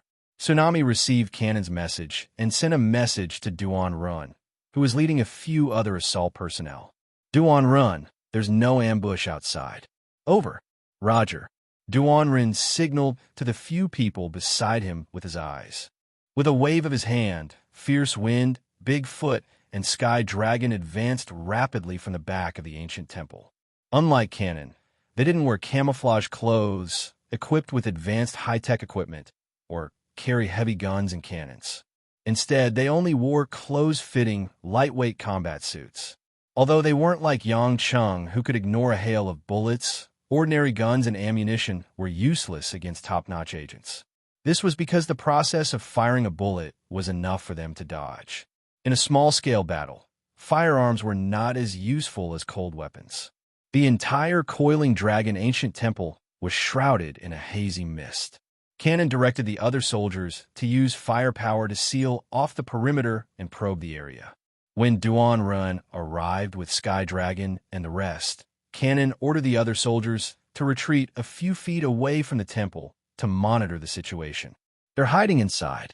Be careful of traps," Cannon said before rushing into the temple's entrance. Duan Run waved his hand, and the other four followed closely behind. In the military tent at the entrance of the valley, the situation inside the temple could no longer be seen through the monitor. He took off his headset and asked Tsunami, "Is there still no movement from Blue Storm?" "No. Headquarters didn't give any instructions either. Previously, Team Leader Duanrun contacted us directly. If there's any movement, Team Leader Duanrun should know beforehand. Could it be that Blue Storm isn't coming because they think it's too risky?" Yi asked with a frown. Tsunami was also puzzled. He shook his head to indicate that he didn't know. At the entrance of the military tent, Yang Chung used a lighter to light his cigarette. Due to the high altitude, the flame couldn't light up. It took a long time before he managed to light the cigarette. After puffing out a mouthful of smoke, Yang Chung sighed. "For what I see, there's no point in guarding here. Why don't we go inside the temple and take a look?" "No, we can only control the situation outside from here. If Blue Storm comes, we have to block them outside and not let them meet up with Master Dan Shun," Tsunami said solemnly. Yang Chung sneered. "Is that something you can control? If Blue Storm comes in, they'll either send airdrops or attack helicopters. Can you stop them?" "Stopping them is His Majesty Pluto's mission," Tsunami said stubbornly. Yang Chung flicked the cigarette ash. "My mission? All right, let's put it that way for now. But don't you think it's strange that Master Dan Shun chose to stay in Coiling Dragon Courtyard instead of leaving in the night? They've been intimidated by us. They don't dare to move recklessly and can only wait for reinforcements," Abyss Yin Miao suddenly said. "That's just your own guess." Yang Chung smiled helplessly. "The only reason you guys don't dare to use strong firepower to eliminate them is because Rulai's Dharma is more important than their lives. They must know that too. If it were me, I might as well use the Dharma as a cover and escape in the night since I'm already so close to the border. Even if you guys have the ability to stop me, you wouldn't dare to do it so easily. It's much more useful than hiding in the temple and waiting for you guys to catch them." Abyss Yin Miao snorted. "Nonsense. As long as they leave the temple, the snipers will have the chance to kill them at any time. Since they've contacted Blue Storm, they'll naturally think that waiting for Blue Storm is safer." "Abyss." Yang Chung didn't know whether to laugh or cry. You might not have fought in a war or fired a gun, so you don't know how a sniper works. A sniper's aim relies on a lot of factors to calculate, from top to bottom of the canyon, not to mention the difference in distance and height, other than considering the weather, wind speed, wind direction, light, and other instantaneous data. The sniper also needs the other party to cooperate and move according to a certain trajectory. Only then can it be foolproof. Nightwolf didn't bring any helpers to help him with his calculations. It wasn't that he couldn't hit venerable Donqing's llamas, who had profound cultivation bases and were on guard, but the chances of him succeeding were not high. Moreover, Nightwolf has to be careful not to damage Rulai's Dharma. As for waiting for reinforcements, that doesn't make sense at all. Before I came, you guys could only trap the 5 of them in the temple. Don't they know that you guys can call for reinforcements too? Whether we wait for Blue Storm or not, the result will be the same." After he finished speaking, Abyss Yin Miao, Tsunami, and Yi all looked like they were in deep thought. Thinking about it this way, the 5 llamas were indeed a little strange, especially since they hadn't made a move yet. The little nun, Hui Lin, looked at them curiously, as if she didn't understand what was going on. His Majesty Pluto's analysis makes sense, but the plan has already been executed. "We can't just change it," Tsunami said with a frown. Suddenly, the image on the monitoring device twisted and turned into a black screen. Everyone was shocked. He immediately started typing on the keyboard, but nothing happened.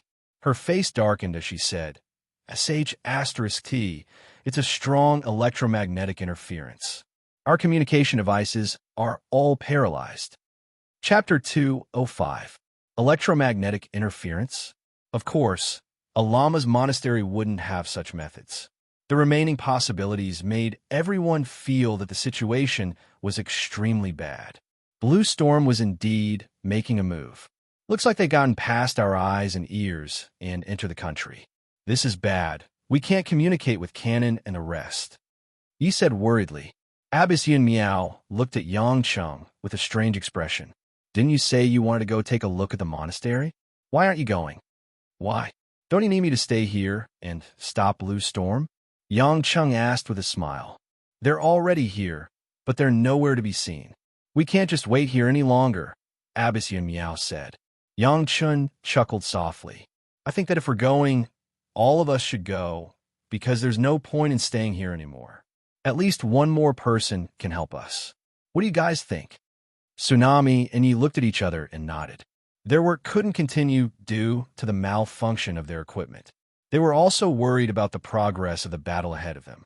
Soon, under Yang Cheng's lead, the five of them left the military tent and walked toward the ancient coiling dragon temple.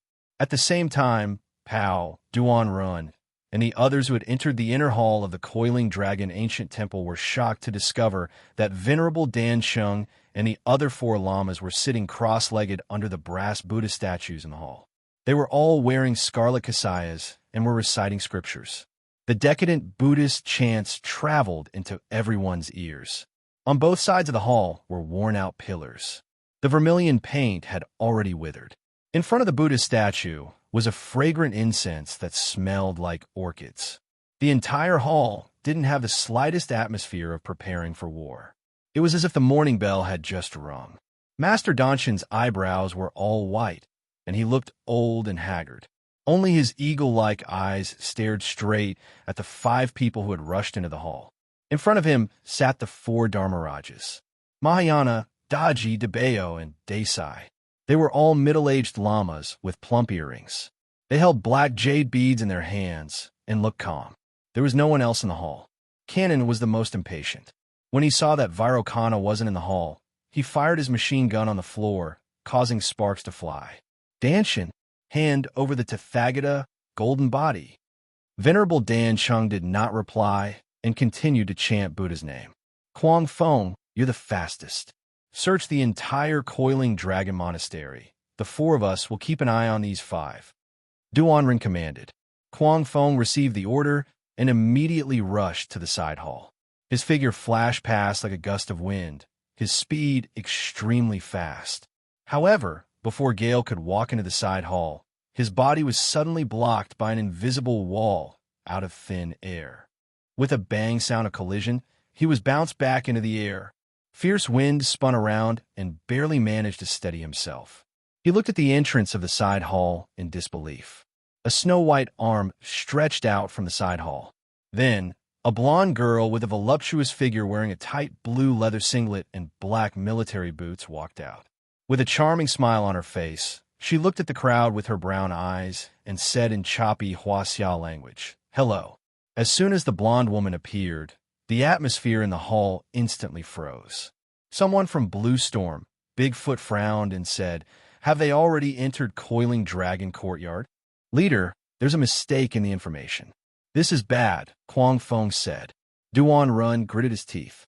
"It's inevitable that there's a mistake in the information. The enemy's technology is more advanced than ours, so it's impossible for them to investigate perfectly.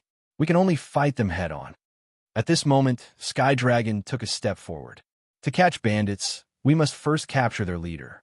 Retreating is no longer an option. Let's kill the old monk first."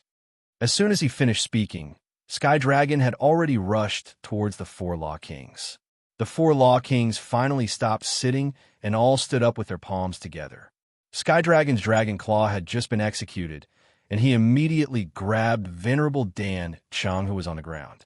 However, Venerable Dan Chung did not move at all. The two Law Kings, Mahayana and Great Wisdom, worked together to block him. The two Law Kings raised their hands at the same time to block Sky Dragon's attack. Their fists moved in an extremely strange arc, directly dispersing the strength of Sky Dragon's two consecutive claws. Tantric Kasapa Fist. Sky Dragon's figure paused, and his expression turned ugly. Umipa, Benefactor Sky Dragon is indeed from the main Shaolin Temple. You actually recognize this fist. Sky Dragon snorted coldly. All the bones in his body crackled like beans popping, and an invisible force spread out from his body. Although the Kasapa fist was passed down by Bodhidharma, it's not unbreakable.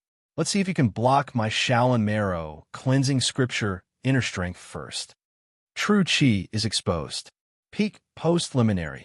Dharma King Debeo, who had been standing quietly to the side, muttered. Sky Dragon roared and pounced at Mahayana and Wisdom Dharmaraja again. This time, when the three of them clashed, there was a muffled bang-bang sound, like the ringing of a bell. An invisible ripple spread out. Duan Ren and the others did not dare to be careless. Duan Ren and Fierce Wind rushed towards the remaining two Law Kings, Debeo and Great Kindness. Their fists and legs did not give way to each other. As for Cannon, he raised his machine gun and began to fire at the woman from Blue Storm. The blonde woman did not retreat in the face of the crazy bullets. Instead, she opened her palm and formed a transparent shield in front of her, forcibly intercepting all the bullets half a foot in front of her. All of them fell to the ground. Damn it, what kind of ghost power is this? I'll do it, Bigfoot shouted in a deep voice. He mustered some of his strength, took a big step forward, and gave a roundhouse kick. The blonde woman took out a silver, specially made triple ballistic handgun. Her other hand continued to maintain the shield in front of her, and a cold glint flashed in her eyes. Bigfoot's roundhouse kick brought up a strong gust of wind. The kick contained internal force, and a ripple spread out on the transparent shield. Then, as if the air had exploded, the shield was forcibly shattered. The blonde woman was about to shoot at Bigfoot, but Cannon, who had already noticed all this, seized the opportunity. The machine gun's bullet flew past Bigfoot and went straight for the woman's head. The woman had no choice but to give up on shooting. She first dodged the bullets and hid behind a pillar. Bigfoot threw a good job look at Cannon and then closed in on the blonde woman. A series of powerful kicks forced the blonde woman to continuously dodge, and there was no space for her to shoot. Seeing that Bigfoot was temporarily out of danger, Cannon directly aimed the gun at Master Dan Shun. He knew that it was necessary to act first and report later, so he no longer hesitated. But before Cannon could fire, the machine gun in his hand was suddenly pulled up by a strong suction force, making it impossible for Cannon to aim. The machine gun in Cannon's hand was sucked away by the strong suction force, falling directly into the hands of a chestnut-haired white man on the hanging beam. The white man, who was wearing a blue leather jacket with the Stars and Stripes flag and a tornado symbol on his chest, grinned at Cannon and said, "Your gun is now mine. F*CK. Cannon was angry, but he was not a person who purely relied on weapons to fight. He sprinted, took 2 steps from a pillar, and leaped toward the hanging beam. Whoosh whoosh. However, the Caucasian man immediately dove down, causing the cannon to miss.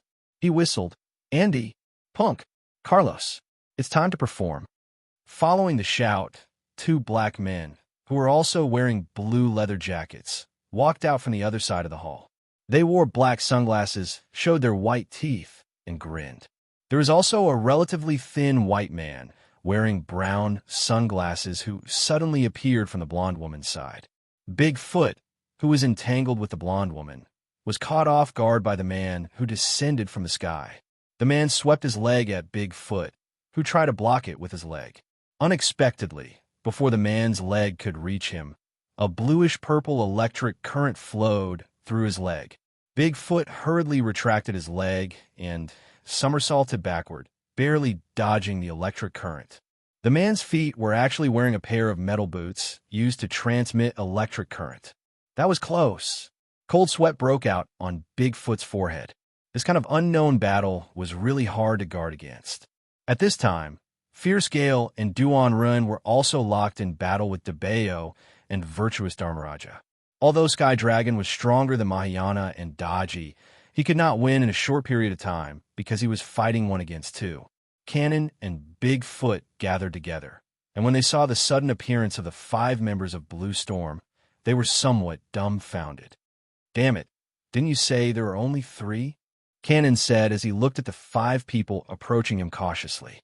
Bigfoot pressed the communication button in his headset, but all he heard was a chaotic frequency. His face turned pale, and he said, "Communication is cut off. I can't call." Cannon tested it, and it was indeed so, but he did not panic. He pulled out 2 large-caliber modified automatic pistols from his back and spat, "I'm dead. I'm dead." Chapter 206. The black man, Punk, walked rhythmically like a street dancer. He said in a relaxed tone, "Jason, I thought you and Judy were going to take care of these Huaxiao monkeys. It turns out you still need us to deal with them." The American man, called Jason, played with the heavy machine gun in his hand while chewing gum in his mouth. "I can't bear to tire my baby Judy like that." The blonde Judy did not buy it. "Do you only know how to talk nonsense? If you want to fight, then hurry up. The damned sun here is really a cruel torture to my beautiful skin. Look, this stupid Huaxiao monkey. He even took out 2 guns. Does he think guns will work on us?" Another black man, Andy, laughed. Jason smiled. "Don't say that. I think he wants to give me a gift." Cannon said impatiently, "Cut the crap. Don't think we don't understand your English. I'm too lazy to talk to you. If you want to take my gun, then come." After saying that, Cannon fired 2 shots at Jason, who had snatched his machine gun. Although the bullet's trajectory was tricky, Jason still dodged it by moving sideways. He threw the heavy machine gun in his hand to a far corner. "I like your pistol. That one is too heavy." As Jason spoke, he quickly moved to the back of Cannon. Without waiting for Cannon to turn around, Jason spread out his hands. 2 invisible forces began to affect the modified pistol in Cannon's hands. He could not even pull the trigger of the pistol. "Damn it!" Cannon shouted angrily, but he could not resist the strong gravitational force. He could only let go of the pistol. The other 4 Blue Storm warriors watched this scene with a smile. They did not plan a fight. Bigfoot thought of something. He turned around and rushed to the blonde Judy, intending to continue the fight. "Carlos, help me block this stupid bear," Judy said in disgust. Carlos, who was releasing electricity, seemed to be very interested in fighting Bigfoot. "Then don't take the time to shoot. I want to burn him with electricity. Don't you know that plastic doesn't conduct electricity?" Bigfoot fearlessly collided with Carlos's legs, but each time, it only used the plastic and leather parts to collide with Carlos's electric boots. It was difficult for Carlos to defeat Bigfoot in a short period of time. On the other side, Jason grabbed 2 newly obtained modified pistols and smiled proudly. "How about it? Do you have any other pistols?" A sinister smile appeared on Cannon's face. Suddenly, a thumb-sized remote control with a red button appeared in his hand. Jason was stunned and understood something. His face darkened, and just as he was about to throw away the gun in his hand, he realized that there was a gap in the handle of the pistol that secreted a strong adhesive, causing the pistol to stick to his hand tightly. "No!" Without waiting for Jason to shout, Cannon pressed the red button in front of everyone's horrified eyes. Boom, boom! With 2 explosions, the pistols in Jason's hands were instantly detonated. Intense flames engulfed Jason's arms. The others watched helplessly as Jason's arms were blown into pieces by the high explosives. Jason himself was also burnt and fell to the ground like charcoal. It looked like he was going to die in an instant. This time, the people from Blue Storm were finally moved. They realized that they had underestimated their enemies. Cannon threw away the now useless remote control and spat. "Die like a bird in the sky. Can you explain it to me in English?" The 2 black men, Punk and Andy, finally realized that they had to fight seriously. The 2 of them looked at each other and rushed towards Cannon at the same time. With a fierce kick, Bigfoot used the reaction force from the collision with Carlos to retreat to Cannon's side in an attempt to help Cannon block one of the men's attacks. However, Carlos was not that easy to get rid of. With a sharp whistle, his body accelerated again, and an electric sweeping kick aimed directly at Bigfoot's waist. Bigfoot found it difficult to block and could only retreat to the side, leaving Cannon to fight the 2 black men alone. Without a gun, Cannon was still good at fighting. However, Andy and Punk were clearly not people who wanted to fight him head-on. As soon as Andy got close, Cannon felt a huge pressure pressing down on him. It was as if his entire body was being squeezed into a pressure cooker. His movements were greatly slowed down. How can this be, Di? Andy ferociously punched Cannon's abdomen, and Cannon's body flew out like a grenade. Careful, he can lower the density of the air around you. After a series of rapid attacks, Fierce Wind had beaten Great Kindness to the point where he could barely hold on. Finally, he had the time to care about the others. Realizing that Cannon had been sent flying, he immediately gave a warning. The power of the atmosphere was enormous. Just by lowering the density of the air around Cannon's body, the density of the particles was relatively low compared to the surrounding area. Thus, the atmosphere had become Andy's greatest helper. It was like pushing hands from all directions. Every time Cannon moved, it felt like it was trying to break through the blockade of ice. Naturally, it was difficult for Cannon to react in time, let alone attack. Without waiting for Cannon to stand up, Pang Ku had already walked to his side. Pang Ku grabbed Cannon's collar and lifted him up. Punk was more than 2 meters tall. Although Cannon was burly, he looked a size smaller. You killed Jason. You are an outstanding warrior. However, the best ending for an outstanding warrior of the enemy is death. Bullsh ***. Cannon was enraged. This situation was a disgrace to him. He waved his fist and punched towards Pang Ku's face. However, a strange situation happened again. Cannon's fist was only a few meters away from Punk's face when it suddenly stopped, unable to move an inch forward. Damn it. How can this be? Cannon clenched his teeth and tried to punch Punk. However, what he got in return was Punk's disdainful sneer. I'm the opposite of Andy. I can instantly thicken the density of the air. Punk grinned. With a fierce swing, he threw Cannon's body toward the pillar. Bang! With a muffled sound, Cannon's bones made a few crisp sounds. The huge impact caused him to spit out a mouthful of blood. It's time to get rid of them. Judy was already very impatient. Jason's death didn't make her feel too sad. She raised the silver pistol in her hand and aimed at Cannon, who was spitting out blood on the ground. He was having difficulty standing up. She intended to deliver the final blow. Don't even think about it. Bigfoot roared and struggled to break free from Carlos's entanglement. The wind from his legs swept towards Judy's chest. Using all his true chi, the wind from his leg had already brought along supreme force. Bang! Like metal clashing, the wind from his leg was blocked by an invisible shield 1 meter in front of Judy. When it reached Judy's body, it was just a light breeze. Ignorant. Do you really think that my anti-particle shield can be broken so easily? Judy sneered at Bigfoot and pulled the trigger with her finger. 3 bullets were fired from the silver pistol at the same time. They exploded into dazzling sparks, and the sound of explosions was loud. In the blink of an eye, Bigfoot thought that the heat wave from the bullets would completely destroy Cannon, who was lying on the ground. However, the moment the bullets were fired, Cannon's body was swept away by a green shadow. The bullets hit the green bricks of the basilica and burst into violent sparks. Abyss. Bigfoot was pleasantly surprised to see that Abyss Yun Miao had moved Cannon behind her in front of the basilica. Tsunami, Yi, and Abyss Yun Miao's last disciple, the little nun Hui Lin, had also arrived. Aya, why is Brother Cannon in such a miserable state? Yang Chung came out from behind them with a cigarette in his hand. He sighed as he looked at Cannon on the ground, then at the chaotic battle inside. He laughed and said, I knew it. Your information isn't reliable. There are obviously 4. Oh no, the one roasted is also one. There are 5 blue storm metahumans, and they're all inside. Tsunami and Yi pulled out their guns. Abyss Yin Miao and Hui Lin pulled out their swords as well. They looked at the 4 blue storm agents in the basilica with a solemn expression. Cut the crap. Hurry up and do it. Abyss Yin Miao was obviously in a bad mood. She raised her sword and stabbed at Judy, who was about to kill Cannon. Judy opened her hand and activated her anti-particle barrier.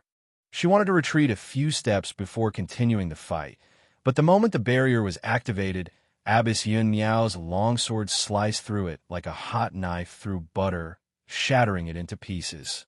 How was this possible? Judy exclaimed and immediately ran away. She fired her triple-bullet pistol continuously, but she couldn't hit Abbess Yun Miao, who had excellent Qinggong. How can you block the Shushan sword Qi with such petty tricks?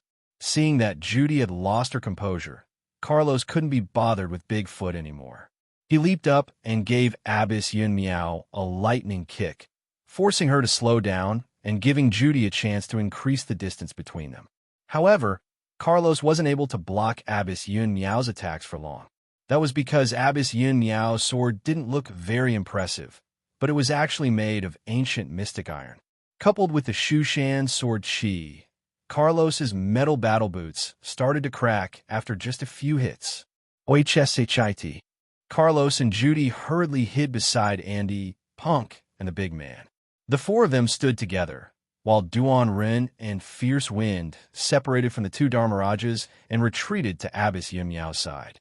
Sky Dragon had already beaten the two Dharmarajas to the point where they couldn't defend themselves. His dragon claws glowed with a faint golden light, and the two Dharmarajas' Kasayapa's fist couldn't block Sky Dragon's all-out attack. With two cries of pain, they were sent flying and fell under the Buddha statue, right beside Venerable Dancheng, who hadn't moved at all. With that, the tides of the battle had turned with Jason's death and Abbess Yun Miao's direct attack. Yang Cheng sat alone on the doorstep of the hall. Hui Lin, who had pulled out her sword, saw that Yang Cheng wasn't moving, so she asked in a clear voice, "Why aren't you going up? Your master is so fierce." "I'm scared," Yang Cheng said with a smile.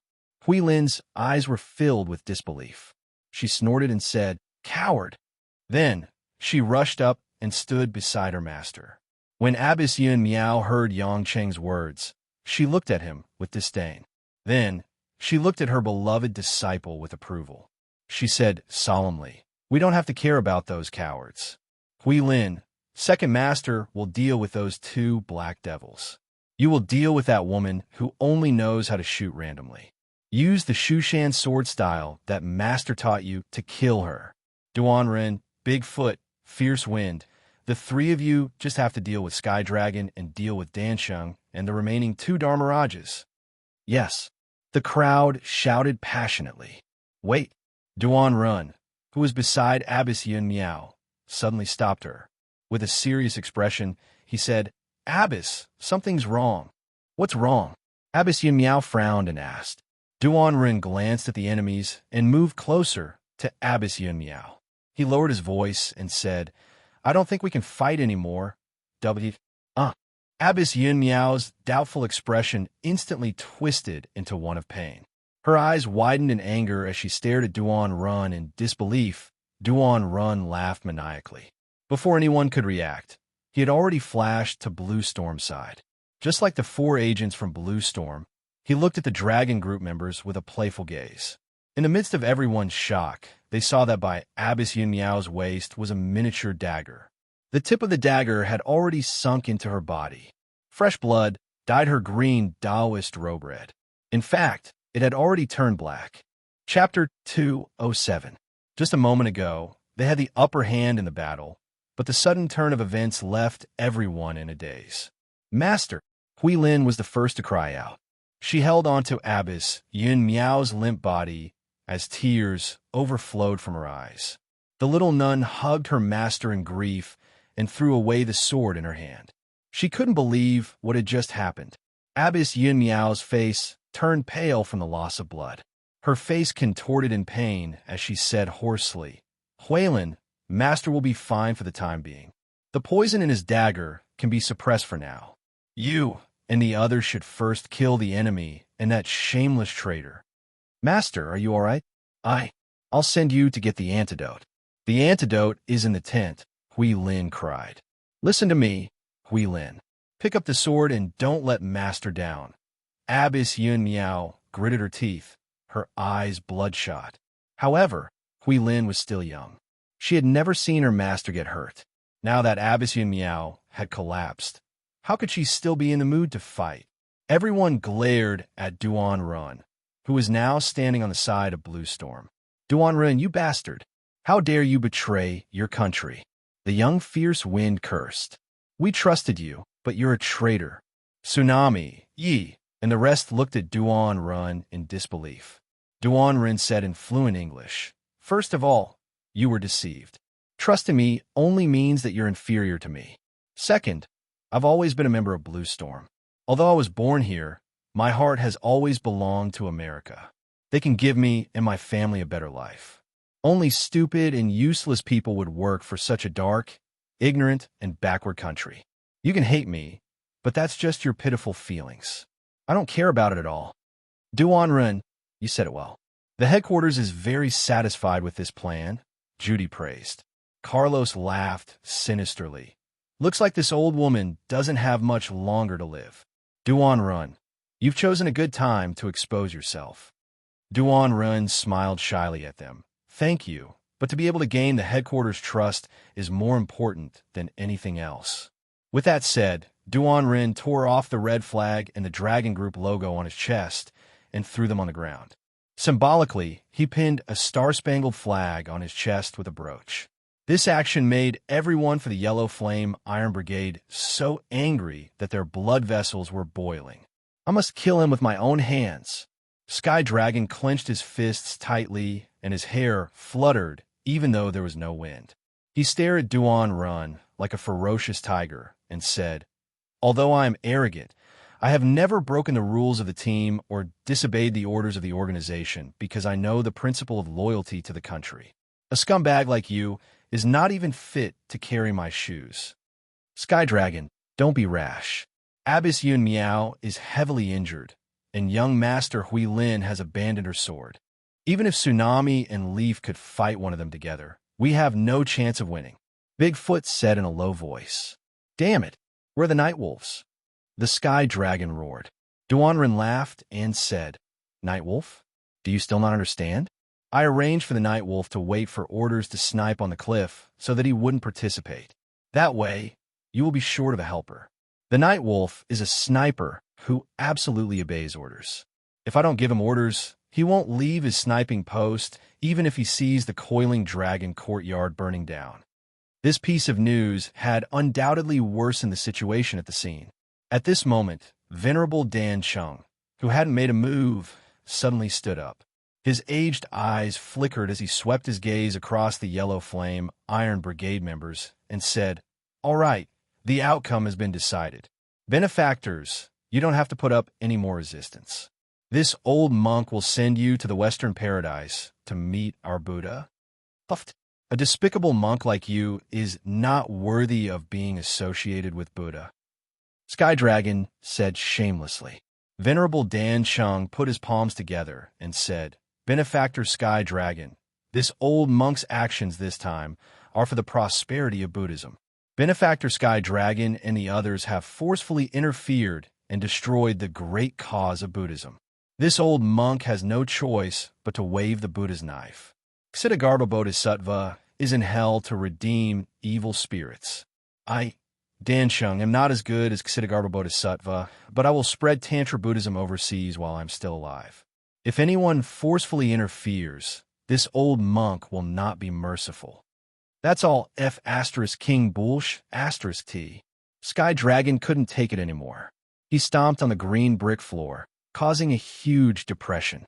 His dragon claw was like a golden ray as it pounced towards Dan Chung. Dan Chung looked old, but his body was extremely agile. He turned to the side and raised his dragon claw as well, colliding with Sky Dragon's claw. What Patriarch Bodhidharma passed down isn't only left in Shaolin. It's also a 1,000-year legacy and is a perfect martial art. My Western Region Dragon Claw is no match for Benefactor Sky Dragon's Shaolin Dragon Claw.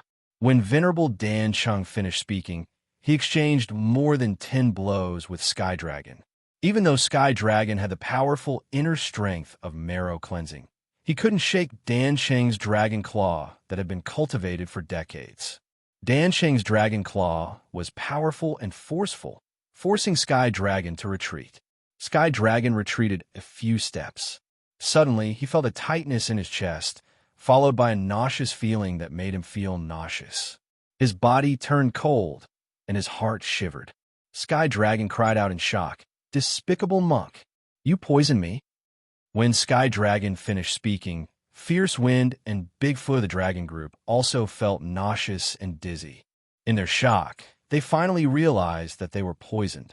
Venerable Dan Sheng and the remaining two Dharma Kings, Great Kindness and Great Mercy, put their palms together and chanted Buddha's name. Amitabha, benefactors, you're all people with profound inner strength. This Western region devil's snare leaf incense is suitable for people with high martial arts skills. If you hadn't used your vital qi in such a short period of time, the poison in this incense might not have taken effect so quickly. As Venerable Dan Chung explained, everyone came to their senses. The incense placed under the Buddha's statue had been a trap from the moment they entered the door. Bigfoot glared fiercely at Duan Run, who was unscathed. Duan Run, this is your trick again. That's right. I took the antidote in advance, so I'll be fine. Duan Run smiled proudly. Although the poison in this incense isn't strong, it's not easy to detect. It's simple and effective. I don't need to poison you to death. All I need to do is to stop you from using your vital qi. Then, you'll be no different from ordinary Special Forces soldiers. In an instant, Sky Dragon, Fierce Wind, and Bigfoot, the only three remaining combatants, were all helpless and waiting for death. Yezi and Tsunami held their guns in their hands, but they knew that they wouldn't be a match for any of the enemies present. Given the current situation, their only hope was the person sitting at the door, smoking and enjoying the scenery. Hui Lin hugged Abbess Yun Miao tightly, sobbing. She didn't know what to do. When she saw Yezi and Tsunami looking at the door anxiously, she realized that there was an extremely powerful person who hadn't made a sound. Hey, coward! Are you even a man? Are you here to watch the show? Hui Lin shouted. Yezi and Tsunami's faces turned bitter when they heard Hui Lin say what they were thinking. They wanted to ask Yang Chang to help them and not just sit there and watch the show, but they couldn't bring themselves to do it. Duan Ren's betrayal made it clear to them that this was all part of Duan Ren's scheme. Duan Ren had tricked Yang Cheng's trust, harmed Yang Cheng's people, threatened Yang Cheng, and forced Yang Cheng to help them.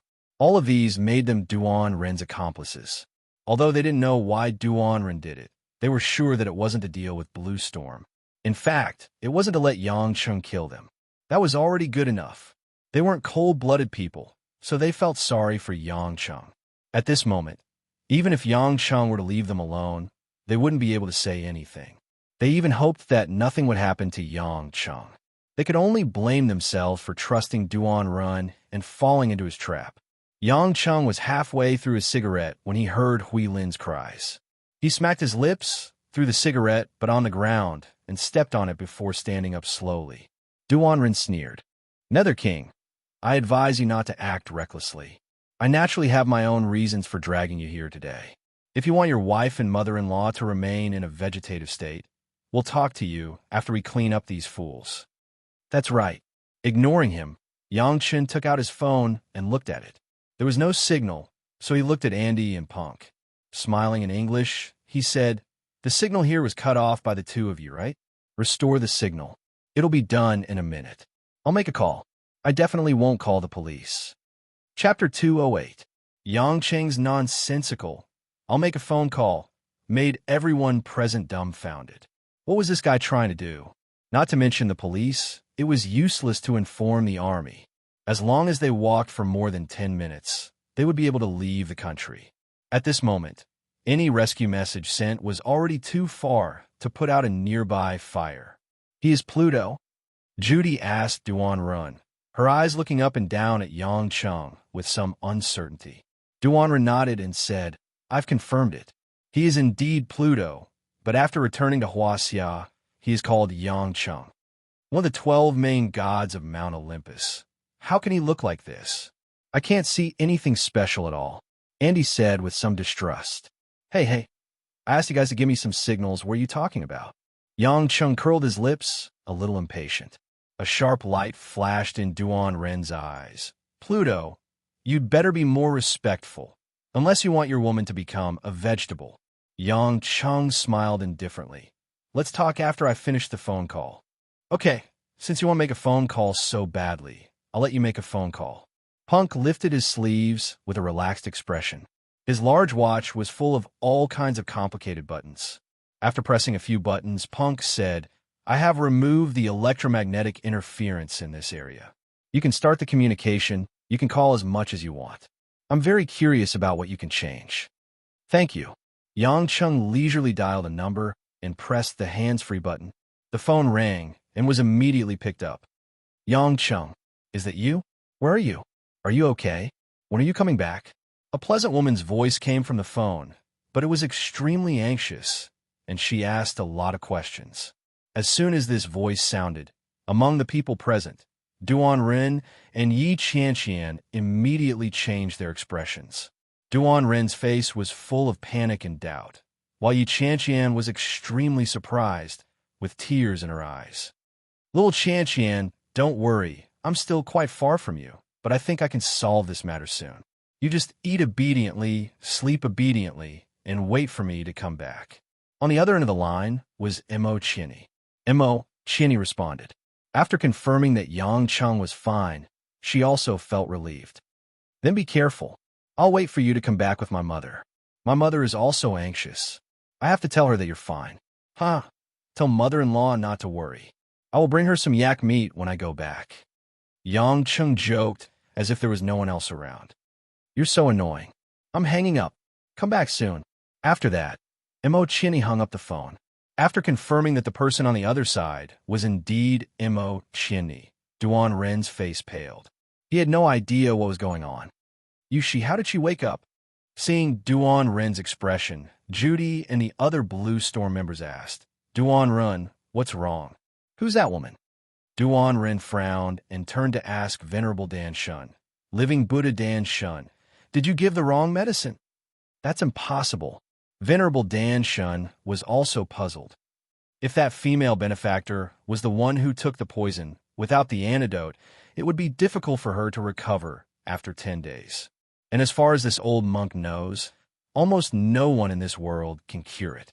Yi and the others were also puzzled. They knew that the biggest reason why Yang Chung followed them was because Mo Chinny and her mother were poisoned and needed the antidote. But now, Mo Chinny was actually safe and sound. Then what was Yang Chung acting? Do you feel that everything is different from what you thought? Yang Chung put the phone in his pocket and looked at Duan Ren with a faint smile. Do you think I still need to respect you now? Duan Ren gulped and calmed his heart. After confirming that his side still had the absolute advantage in numbers, and the other side could be said to be Yang Chung alone, he wasn't too afraid. Nether King, even if your woman is fine, don't think about escaping from the 8 of us today. Duan Ren, did the bargaining chip you used to threaten him lose its effect? Judy understood and asked. Duan Ren nodded. But it doesn't matter. Now that the outcome is set, he alone can't change anything. You're right. We originally planned to fight with him. Now that it's 8 against 1, there's nothing wrong with it, Pang Ku said. Yangchen couldn't help but smile. No matter what you say, I still don't understand why you guys want to drag me into this matter. You don't need to play dumb. In fact, you know better than anyone what we want. Duan Ren smiled evilly. It's better if you tell me, Yang Chung said, shaking his head. Godstone, we want the Godstone. Duan Ren shouted. At the mention of the Godstone, the people from Blue Storm, even Master Dan Shun, revealed a fanatical look in their eyes. They looked at Yang Chung with greedy eyes. The people from the Yellow Flame Iron Brigade looked at Yang Chung in surprise. It seemed that they knew something about the Godstone, but they didn't know that it was in Yang Cheng's hands. Yang Chung touched his hair in distress. Why are you guys like those Japanese, always thinking that the Godstone is in my hands? Although there's been no news of the Godstone since the destruction of the Old Zero a few years ago, it's not hard for anyone who has researched that incident to believe that the Godstone is in your hands. Only you, the one who knows the most about the Godstone, would know how to protect it, Duan Ren said. Carlos laughed sinisterly. Duan Ren, I didn't expect you to bring the Godstone back to America other than that Buddha statue. Looks like you want to earn more merits before you leave Huaxia. This is my loyalty to Blue Storm, and also the embodiment of my abilities, Duan Ren said with a proud smile. I can't deny that I admire you more and more, Duan Ren. Judy giggled. Pluto, it's 8 against 1. You have no hope of winning. I advise you to hand over the God's Stone. If it's not in your hands, we have time to go anywhere and get it for you. Yang Chung touched his coat pocket and took out a small medicine bottle. He turned to Yezi and said, "Hold this for me. I want to take it later." "What is it?" "No need to ask. Just keep it safe. I'm afraid I'll accidentally break it." Yang Chung stuffed the medicine bottle into the bewildered Yezi's hands and turned to face Master Dan Shun, Duan Run, and the rest of Blue Storm. He said, "Since last night, there's something I haven't told Duan Run. Because there were many things I didn't understand, I kept it to myself. I can tell you now." Duan Run didn't know why, but he felt a chill down his spine. He stared at Yang Chung and asked in confusion, "What is it?" "I hate being threatened the most." As soon as he finished speaking, Yang Cheng's figure was like a bolt of lightning. He left afterimages in his wake and charged at Duan Run. Duan Run was already prepared, but he was still shocked by this terrifying speed. He could barely make out that there was a hand about to grab his throat. "Don't look down on me." Duan Run raised his hands in an attempt to block Yang Chen's attack. Unexpectedly, as soon as his hands touched Yang Chen's big hands, the bones in his arms were as fragile as eggshells, breaking at the slightest touch. "Ouch!" Duan Run let out a blood-curdling scream. Both his arms were broken at 90 degrees, and one of Yang Cheng's hands grabbed Duan Run's neck. Everyone looked at this scene in shock, unable to react in time. The first thing the 4 people from Blue Storm thought of was not to help Duan Run, but to subconsciously take 3 steps back and look at Yang Chung nervously. Yang Chung raised Duan Run with one hand. Duan Run couldn't breathe properly. His face was red as a pig's liver. The broken bones in his 2 broken arms made him want to die. He wanted to faint, but the pain would wake him up. "Let me tell you a secret." Yang Chun raised the broken blade with one hand while lowering his head. Smiling faintly, he said, "From the moment you threatened me with poison to make me act, I've already suspected that this was a plan of your own making. Because if it was the leader of the Yellow Flame Iron Brigade, they would definitely be very clear that I hate being threatened the most. It can be said to be my reverse scale, and they wouldn't be like you, taking my strength for granted. I purposely accepted your threat because I wanted to confirm that this was indeed your personal plan and that Yellow Flame Iron Brigade didn't really want to start a war with me. After that, I asked the other team members and found out that you were the only one in charge of contacting the headquarters. All the intelligence, even when Blue Storm and the others arrived, you told them so confidently. Where did you get the intelligence that even the scout couldn't find? These are all loopholes. How could you deploy such an important plan all by yourself? Now it seems that I guessed correctly. The leader of Yellow Flame Iron Brigade isn't stupid enough to fight with me like this. As for helping Yellow Flame Iron Brigade exterminate a pest, I'm more than happy to do it." As he spoke, Yang Chung began to intensify the movements of his hands. Duan Ren's throat emitted the sound of gears grinding. His eyeballs started to show, and the corners of his eyes started to bleed. "Other than telling you that I hate being threatened, I also want to tell you that you're too annoying. I've wanted to kill you for a long time." Crack, crack. With a crisp sound, Duan Ren's head tilted to the side, and he stopped breathing. From the beginning to the end, including Venerable Dan Feng, Second Guardian King, and Blue Storm, no one dared to disturb Yang Chung. At this moment, Yang Chung was smiling as if nothing had happened. However, this image was reflected in their eyes, making it hard for them to move. Hui Lin, who was supporting the unconscious Abbess Yun Yao, saw this scene and closed her eyes, unable to bear it. However, she secretly opened her eyes a little and watched as Yang Chung casually threw Duan Ren's corpse out of the hall. Duan Ren's posture was just right in front of the heavily injured cannon. The few people from Yellow Flame Iron Brigade were overjoyed. Sky Dragon and the others even let out a sigh of relief. Duan Ren's death made them feel much better, and their gazes towards Yang Chung were filled with admiration. This man had actually thought of so many things from the beginning, and he didn't reveal any of them. From a certain perspective, he was even more terrifying than Duan Run, who had meticulously planned everything. Yang Chung turned back and smiled at them. "Don't look at me like that. You guys can't see clearly, so it's normal for you to be tricked. I'm a vengeful person.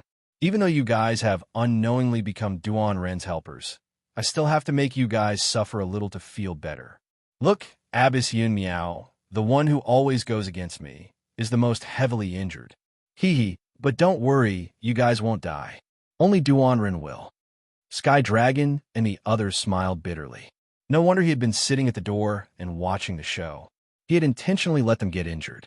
All right, it's your turn. Yang Chung turned back and looked at Venerable Danfeng. With an evil smile, he said, Monk, hand over the Buddhist statue and obediently go to jail. It's boring to stay on the plateau every day. You can't find any nuns or Taoist nuns. I'll choose a jail cell on the plains for you. Who knows, you might have some luck there. There are so many impersonating nuns these days. Danfeng, don't hand over the Buddhist statue. He's only one person, and we have 7 people. Even if Duan Ren is killed, how can his strength compare to ours? If we work together, we won't have to be afraid of him. This is the best chance to obtain more Godstones. We can't let it go. Carlo shouted. Danfeng's white brows were deeply furrowed. Putting his palms together, he said, Benefactor Hell King, it's hard to change the current situation alone. Please don't force this old monk to join hands with them and ask for advice from you.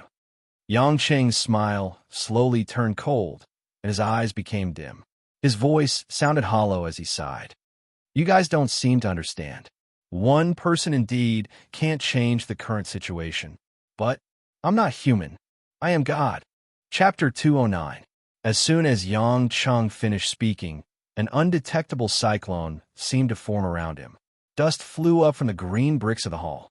A pair of dark brown eyes gradually turned scarlet. The corners of Yang Chen's mouth formed a flamboyant yet reserved arc. His gaze swept across the remaining 7 people in the room with a strange look. A terrifying aura filled the entire hall. Everyone felt a chill run down their spines. It was as if the man in the middle of the hall had become a bottomless black vortex that could devour everyone's soul at any time. Devoured cleanly. The 4 from Blue Storm and Venerable Danfeng's group gradually closed in, ready to receive Yang Cheng's sudden attack. Brother Yang, Yezi couldn't recognize Yang Chung. This was because Yang Cheng's aura was completely different. It was as if he had become a completely different person. Tsunami blocked Yezi and took a few steps back. Yezi, don't go near him. He's dangerous.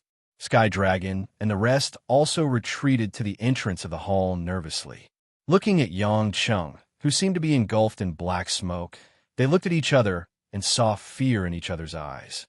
Why do I feel like he's using some kind of inner force mantra?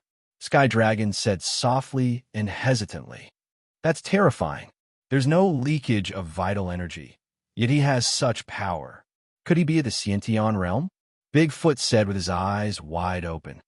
Xiantian? It can't be.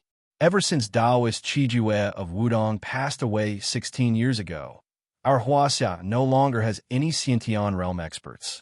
Are we going to see one today? Fierce Wind was in disbelief. Hui Lin, who was supporting Abbess Yun Miao, wiped her teary eyes and murmured, I feel like there's something familiar. Familiar? Sky Dragon and the rest didn't think that Hui Lin was spouting nonsense. After thinking about it carefully, they agreed. Indeed, it seems to have the same concept as the Shushan sword technique used by Abbess Yun Miao and Little Master Hui Lin. But his evil qi is much fiercer than the Shushan sword qi.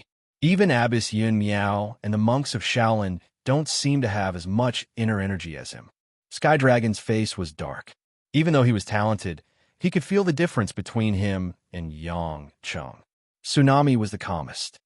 No matter how strong he is, it seems that he is a friend and not an enemy. Unlike the people from the Yellow Flame Iron Brigade, Venerable Danfeng's group of 7 also had ugly expressions on their faces. However, their problem was even more serious. This was because they realized that even those who had gone up to take the lead didn't dare to step forward. Amiba, the wrinkles on Venerable Dan Cheng's withered face seemed to have deepened. This old monk has never seen such a ruthless killing intent in all my life. It's as thick as ink, as cold as ice, and as hellish as hell. It's nothing more than this. Dan Chung, don't say things we don't understand. If you want to attack, then hurry up. Panka scolded. Great kindness, Dharmaraja said angrily. Why don't you guys attack first? Venerable Dan Feng is the reincarnation of spiritual power, the golden body of a living Buddha. How can you put yourself in danger? Monk, are you trying to quarrel with us? Carlos shrieked. Before the two sides could say anything else, Yang Chung, who had been watching them for a long time, was getting impatient.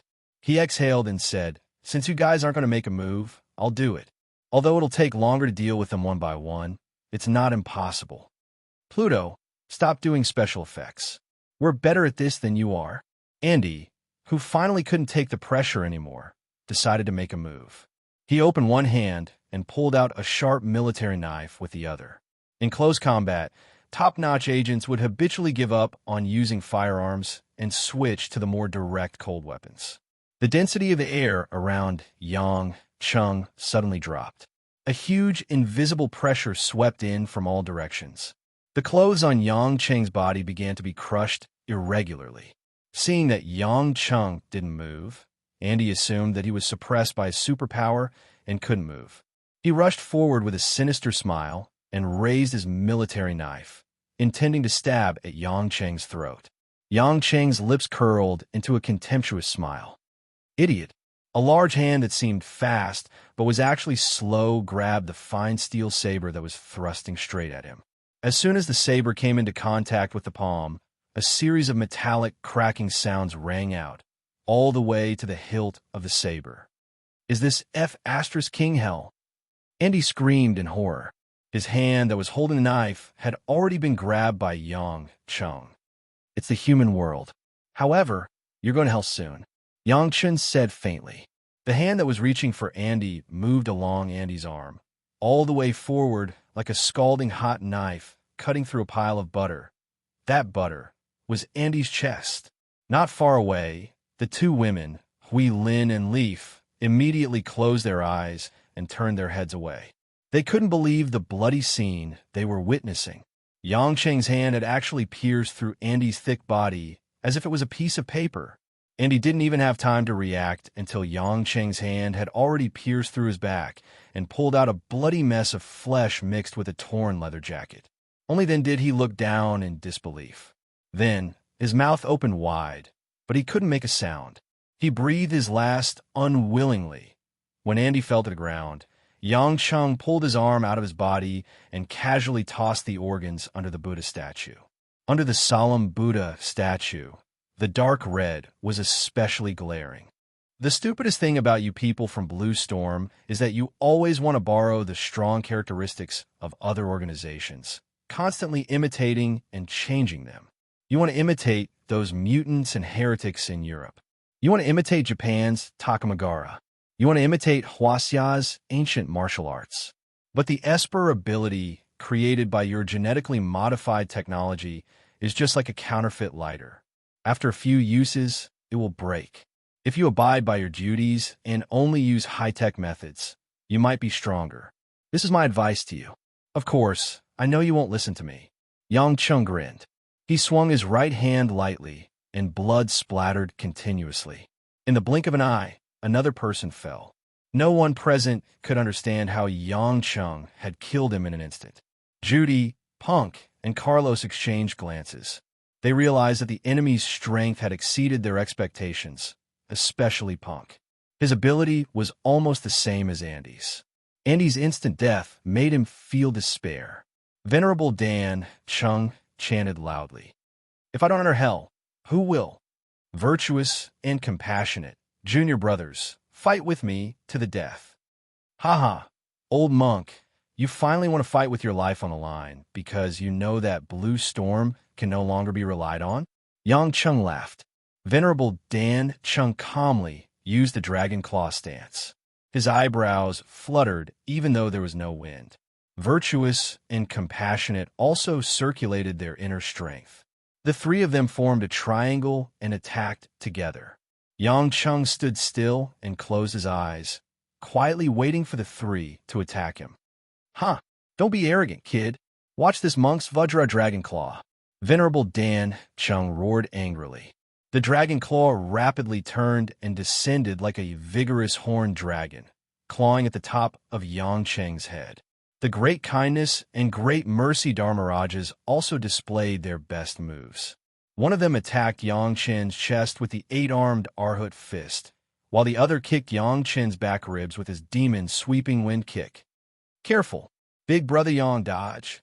When the people at the entrance saw that Yang Cheng had no intention of dodging, and the 3 opponents' attacks were all killing moves with their inner strength, how could they hold back?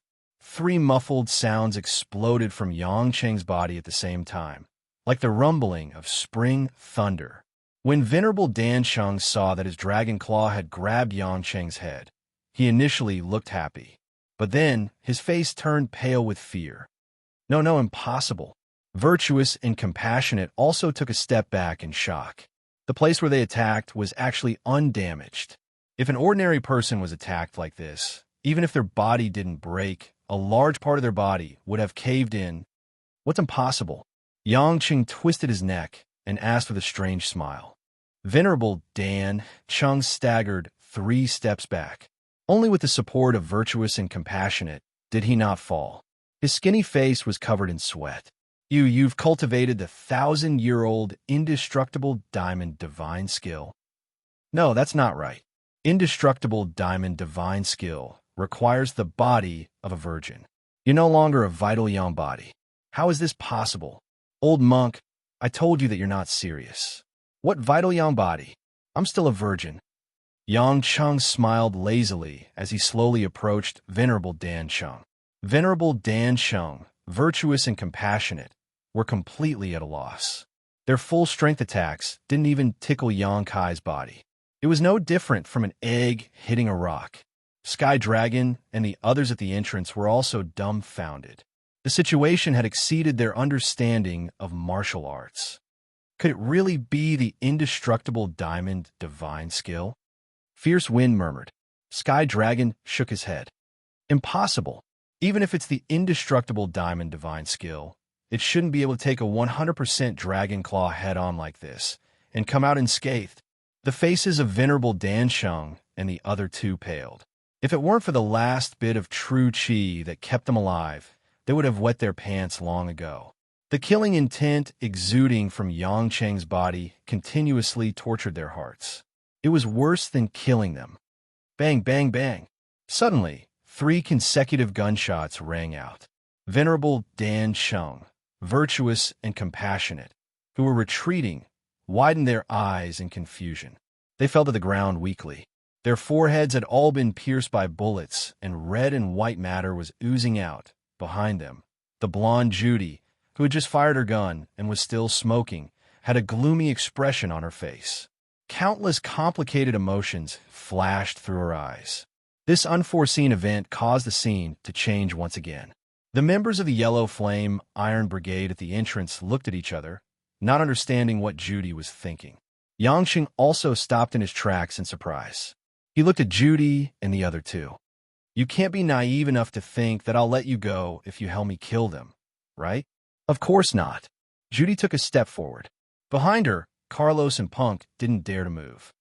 Your Majesty Pluto, we violated God's taboo. Right now, we only want to use our actions to exchange for your forgiveness and let the 3 of us go. Yang Cheng smiled playfully. Actions? Just killing them? There's also this, Judy said, suppressing the fear in her heart. She took a deep breath and reached into a small leather bag that was buckled tightly at her waist. From it, she took out a round, smooth, crystal-like bead that was the size of a little thumb. There was an obvious hole inside the bead. From afar, it looked like a bubble in water. Looking at this thing, everyone present was baffled, except for Yang Cheng. The relaxed and cruel smile on his face slowly disappeared, and his expression turned serious. Chapter 210. Everyone at the door saw Yang Cheng's expression suddenly become strange, and they were all curious. What is that? Fierce Wind asked Tsunami beside him. Tsunami shook his head. I don't know. I've never seen it before. It looks like a soap bubble. Is it a crystal ball? Yeezy guessed. At this time, Yang Cheng suddenly reached out and took the transparent ball from Judy's hand. He held it in his hand and played with it gently. Do you know Aphrodite? Yang Chung asked slowly. Judy's eyes, which were full of tension, uneasiness, fear, and expectation, flashed with the ecstasy of escaping death. Is this really the amulet of Her Excellency? Why? You don't know the origin of this thing? Yang Chung frowned. No, I've never been sure before. I once helped that Her Excellency by chance. She liked me very much, so she gave me this thing as a souvenir, but I never dared to believe its function. Judy's tone was a little anxious. In fact, I'm not even sure of the true identity of that Her Excellency. Yang Chung chuckled. You're lucky. This bubble amulet is indeed Aphrodite's. I can feel her unique power attached to it. The people of the Yellow Flame Iron Brigade who had been attentively listening to the conversation between the two were all at a loss. Only EZ seemed to have thought of something and was in a daze. Aphrodite? Who's that? Sky Dragon was the most puzzled. He looked around and asked the people on both sides. Yeezy whispered with uncertainty. I remember, it seems to be Mount Olympus, one of the 12 main gods, Venus, the goddess of love and beauty. The ancient Greek name was Aphrodite. Venus? The people were more and more confused. It was hard enough to believe that there was a Pluto. If it was Venus, an existence on the same level as Pluto, then who on earth could it be? Yeezy nodded slowly and said, Yes, if it's really Venus, that ball is likely to represent a bubble in the water. Legend has it that Venus was born from the bubbles in the sea. Everyone felt that it was inconceivable, but the situation in front of them seemed so realistic. Yang Chung sighed. Since you took out this thing, you should know that it can only do one thing. Moreover, this talisman will lose its meaning after being used once. I know. I didn't believe all of this before, but after seeing you today, I understand that it's all true. Then, according to the Treaty of Gods, a main god's talisman can help the protected person avoid the punishment of another main god once, or receive the protection of any main god once. Judy humbly took 2 steps back and lowered her head. I only hope that Your Majesty Pluto can let us go. We will immediately leave Hua Xia's land. Although they did not understand what the Treaty of Gods was, hearing that there was hope, Punk and Carlos's eyes exploded with joy. You guys? Yang Cheng's eyes coldly swept over Punk and Carlos who were behind Judy. The talisman can only protect one person. They are not within the scope of protection. Judy clenched her teeth and said, Your Majesty Pluto, can't you make an exception for once? Woman, don't challenge my bottom line. I don't praise life, I represent death. Yang Cheng's eyes were suffused with a scarlet glow, and the bone-chilling aura became denser. The sudden rejection almost caused Punk and Carlos to collapse. They already couldn't muster up the will to resist. When Yang Chun resolutely and decisively said that he wanted their lives, the only thought in their minds was escape. Taking advantage of the fact that the opponent was only Yang Chung and the people of the Yellow Flame Iron Brigade were unable to stop them, they were willing to sacrifice their lives for that minuscule chance of success. It seemed like this was the most tacit understanding between the two. After looking at each other, Carlos suddenly raised his leg. 2 streaks of bluish-purple electric flames danced like golden snakes and chopped towards Yang Chun in a crisscross formation. Punk pressed a button on his watch and opened his hand in front of him. The air around his body twisted, and at a speed visible to the naked eye, his body became blurred. No, Carlos, don't run. Judy saw that the two wanted to escape, but she didn't have the time to stop them. She could only shout in panic. However, it was too late. The moment the electric flames descended in front of Yang Chung had already raised his hand and easily withstood the thousands of volts of high-voltage electricity. Following that, his body flew towards Punk and Carlos. Carlos originally wanted to make Yang Chung pause for a moment so that they could have a chance to escape. However, they didn't expect that the high-voltage electricity that Carlos used with all his strength didn't have any effect. You guys are too naive. By the time Yang Chung finished speaking, he had already reached the side of the running Punk. Punk opened his eyes wide in fear. The density of the air particles around his body was already several thousand times denser than usual, but when Yang Cheng's hand reached toward his head, there was simply no obstruction. Ha! Punk didn't have time to dodge. His entire head was smashed by Yang Cheng's palm. Like a smashed watermelon, his head was directly smashed into many pieces. Carlos's sharp eyes discovered Punk's extremely horrifying state of death. His running legs seemed to have reached their limit. In the blink of an eye, he had already rushed out of the coiling dragon courtyard's main gate. Yang Cheng didn't chase after him. Instead, he looked towards the sky not far away. An explosive sound pierced through the air. Carlos, who was running at top speed, directly somersaulted and fell to the ground. After continuously rolling a few times, it seemed like he wouldn't be able to survive. The people of the Yellow Flame Iron Brigade, who were a little anxious and worried that Carlos would escape, suddenly realized that they still had their most outstanding sniper, Night Wolf, on standby. Looking at the expression in Yang Cheng's eyes again, everyone already completely didn't know how to express it with words. This man, just a moment ago, had already sensed that the Night Wolf in the distance would snipe Carlos. Didn't this mean that even the sniper that was a mile away was known to him like the back of his hand? In reality, if Carlos hadn't been so crazy and lost his rationality, he wouldn't have fled in a straight line, allowing the Night Wolf to easily calculate the sniper's route and kill him on the spot. Yang Cheng turned around and looked at Judy, who was standing still in a daze. He said, "You can leave now. With your ability, if you are a little more serious, you won't be sniped to death." Judy swept her eyes around. Inside and outside the main hall, the corpses of her companions finally turned red. Her body trembled slightly because of the excessive pain. However, Judy was very clear that if she chose to take revenge for them, the result would only be the same as them. She was incomparably lucky to rely on a bubble talisman to protect her life. Judy no longer had the courage to die for the so-called glory of the organization. "Thank you, Your Majesty Pluto." Judy practically said this word of thanks word by word. Then, she opened up the anti-particle barrier and leaped out of the coiling dragon courtyard. Looking at Judy's figure continuously running away through the complicated array, Sky Dragon and the others were a little anxious. However, they couldn't chase after her. After all, Yang Cheng had just saved them, and they couldn't use their internal energy for the time being. Ming. Hey, I'll still call you Yang Cheng.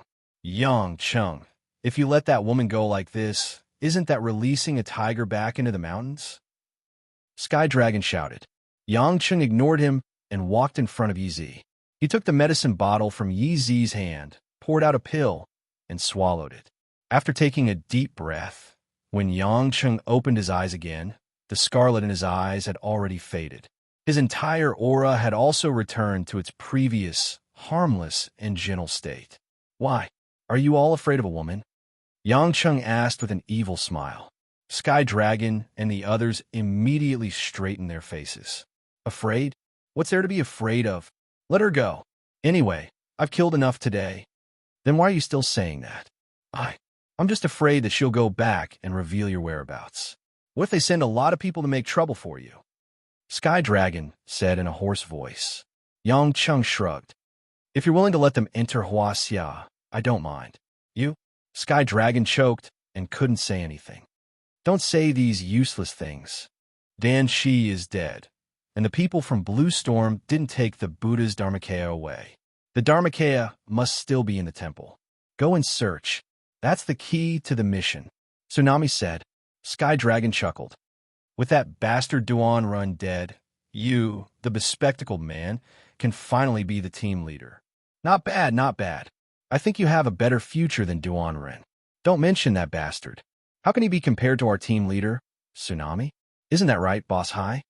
Fierce wind immediately started sucking up. Everyone had practically walked back from the brink of death. Naturally, they were in a good mood. Seeing everyone laughing and joking, Tsunami looked embarrassed. Yi Zi and Bigfoot, the two calmer ones, smiled knowingly. However, not everyone was as happy as he was. After Yang Cheng put the medicine bottle in his pocket, he turned and walked to the door. Although Canon was heavily injured, he was still in good health. He was smiling happily despite the pain. On the other side, the little nun, Hui Lin, was hugging her master, Abbess Yun Miao. Her situation wasn't looking good. Hui Lin's beautiful, flawless face was covered in tears. She was crying so hard that people would feel pity for her. Abbess Yun Miao was forcefully suppressing the poison with her internal energy, but she couldn't get rid of it. Her face was pale, her lips purple, and she was sweating profusely. Her situation wasn't looking good. Everyone noticed Abbess Yun Miao's terrible condition. When they saw Yang Cheng walk over, they became anxious, especially Sky Dragon. He ran to Yang Cheng and said awkwardly, "Yang Cheng, Abbess is already in such a state. Don't take revenge on her now. She doesn't treat you well, but she's already poisoned. Let us help her get rid of the poison first." Yang Cheng pouted and pulled the burly man away helplessly. "Why would I take revenge? I'm here to treat her." "Treat her?" Everyone looked at each other. Yang Cheng squatted down and said to Hui Lin, who was hugging Abbess Yun Miao tightly, "Sister Hui Lin, leave your master to me. I'll treat her." Hui Lin wiped her tears and looked at Yang Cheng with fear and distrust. She asked pitifully, "Are really? Hey, stupid piggy, if I wanted to harm you, do you think I'd waste so much time talking to you? Wouldn't it be over with a slap?" Hui Lin thought it made sense. After some hesitation, she let go of the unconscious Abbess Yun Miao and handed her over to Yang Cheng. After helping Abbess Yun Miao up, Yang Cheng placed one hand on her back. He didn't sit cross-legged, but just sat on the door sill lazily. He had a bored look on his face as he supported Abbess Yun Miao's back with one hand, not moving an inch. Seeing everyone looking at him suspiciously, Yang Cheng said impatiently, "What are you looking at? You're all martial artists. Haven't you seen internal energy healing before? Go look for your Rulai Dharmakaya." After saying that, he got the group to spread out and search for the hidden Tathagata Dharmakayas.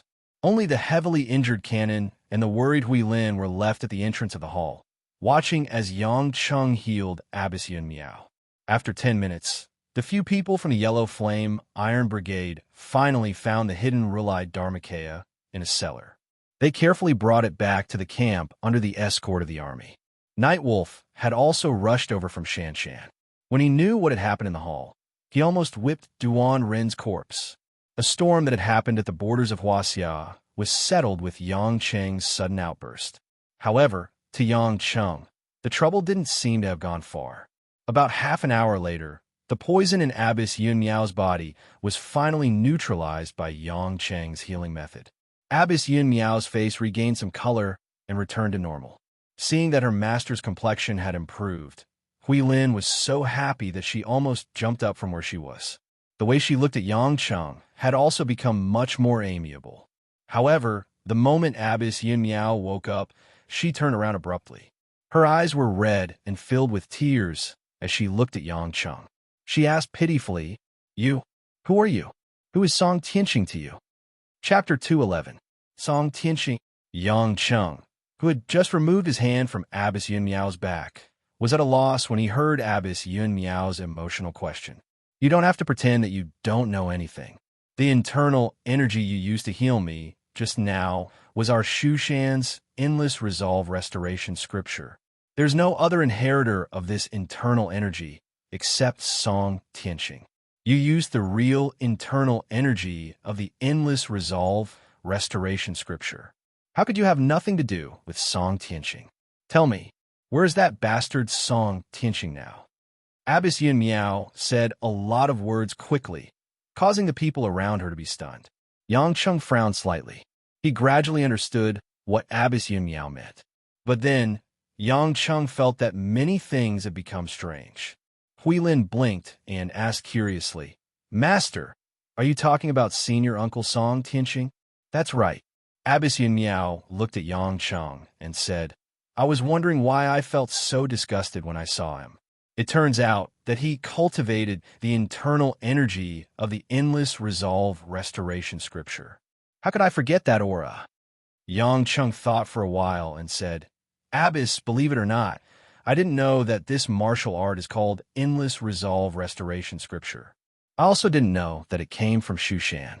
But I think I can tell you something you want to know about Song Tianqing. Abbess Yun Miao's eyes were glistening with tears. Really? Then tell me quickly. Yang Cheng looked around and said to Sky Dragon, Yi Zi, and the others, all of you leave for a while. The following conversation is not suitable to be made public. TSK, what's the big deal? We're also curious, Sky Dragon said casually. Sky Dragon, get out. Abbess Yun Miao's cold gaze swept around. Sky Dragon, who was the most thick-skinned, could only mutter a few words before leaving Coiling Dragon Courtyard with the others. In the main hall, only Yang Cheng, Abbess Yun Miao, and Hui Lin were left. You can speak now. Abbess Yun Miao's face was filled with eagerness and anticipation. Yang Cheng nodded and sorted out his thoughts. This matter has to start from the Zero organization. I think Abbess should know about Zero. Yun Miao frowned. Zero? Of course I know. It used to be the world's #1 assassin organization. However, I heard that it was wiped out by you alone. I didn't believe it before, but when I saw you in a daze just now, I believe that you have that strength. Your battle prowess isn't something a human can achieve. Yang Cheng smiled bitterly. Actually, many people don't know that I used to work for Zero. In fact, I've been living in Zero for as long as I can remember. What? Yun Miao was confused. Then, why, you don't need to ask about this, but I can tell you that the Song Tianqing you're looking for is also in Zero. I was only about 8 years old at that time. I met him in the organization by chance. I don't know what his name is, but he should be an important figure in the organization. I remember that he was just curious about the appearance of a child with Huaxia blood in the organization. Then, he asked me to learn a martial art from him, which was the endless resolve restoration scripture that Abbess mentioned.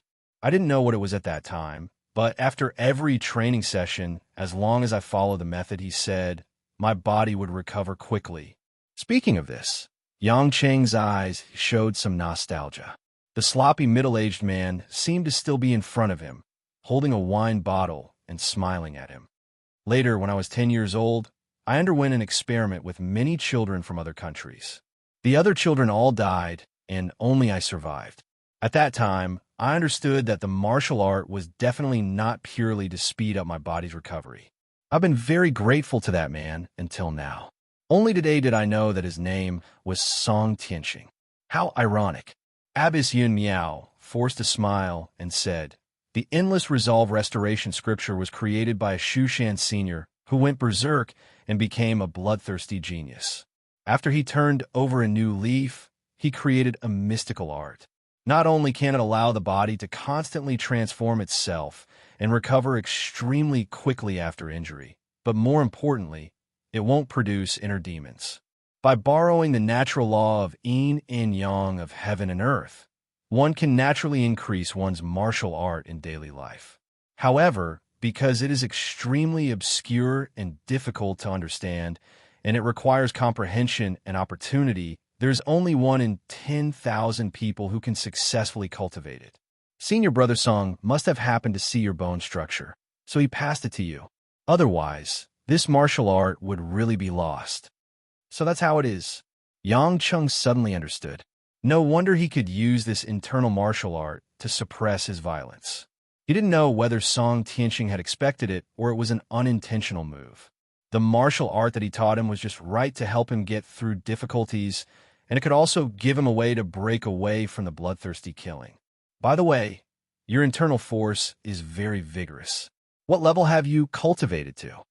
Abbess Yun Miao asked with concern. The 8th level, but that was 5 years ago. Until now, I can't even touch the threshold of the 9th level. Yang Cheng said helplessly. What? The 8th level? Abbess Yun Miao looked at Yang Cheng up and down as if she was looking at a monster. There are a total of 9 levels. Even Senior Brother Song only cultivated to the 7th level and hasn't been able to break through. You actually reached the 8th level at such a young age.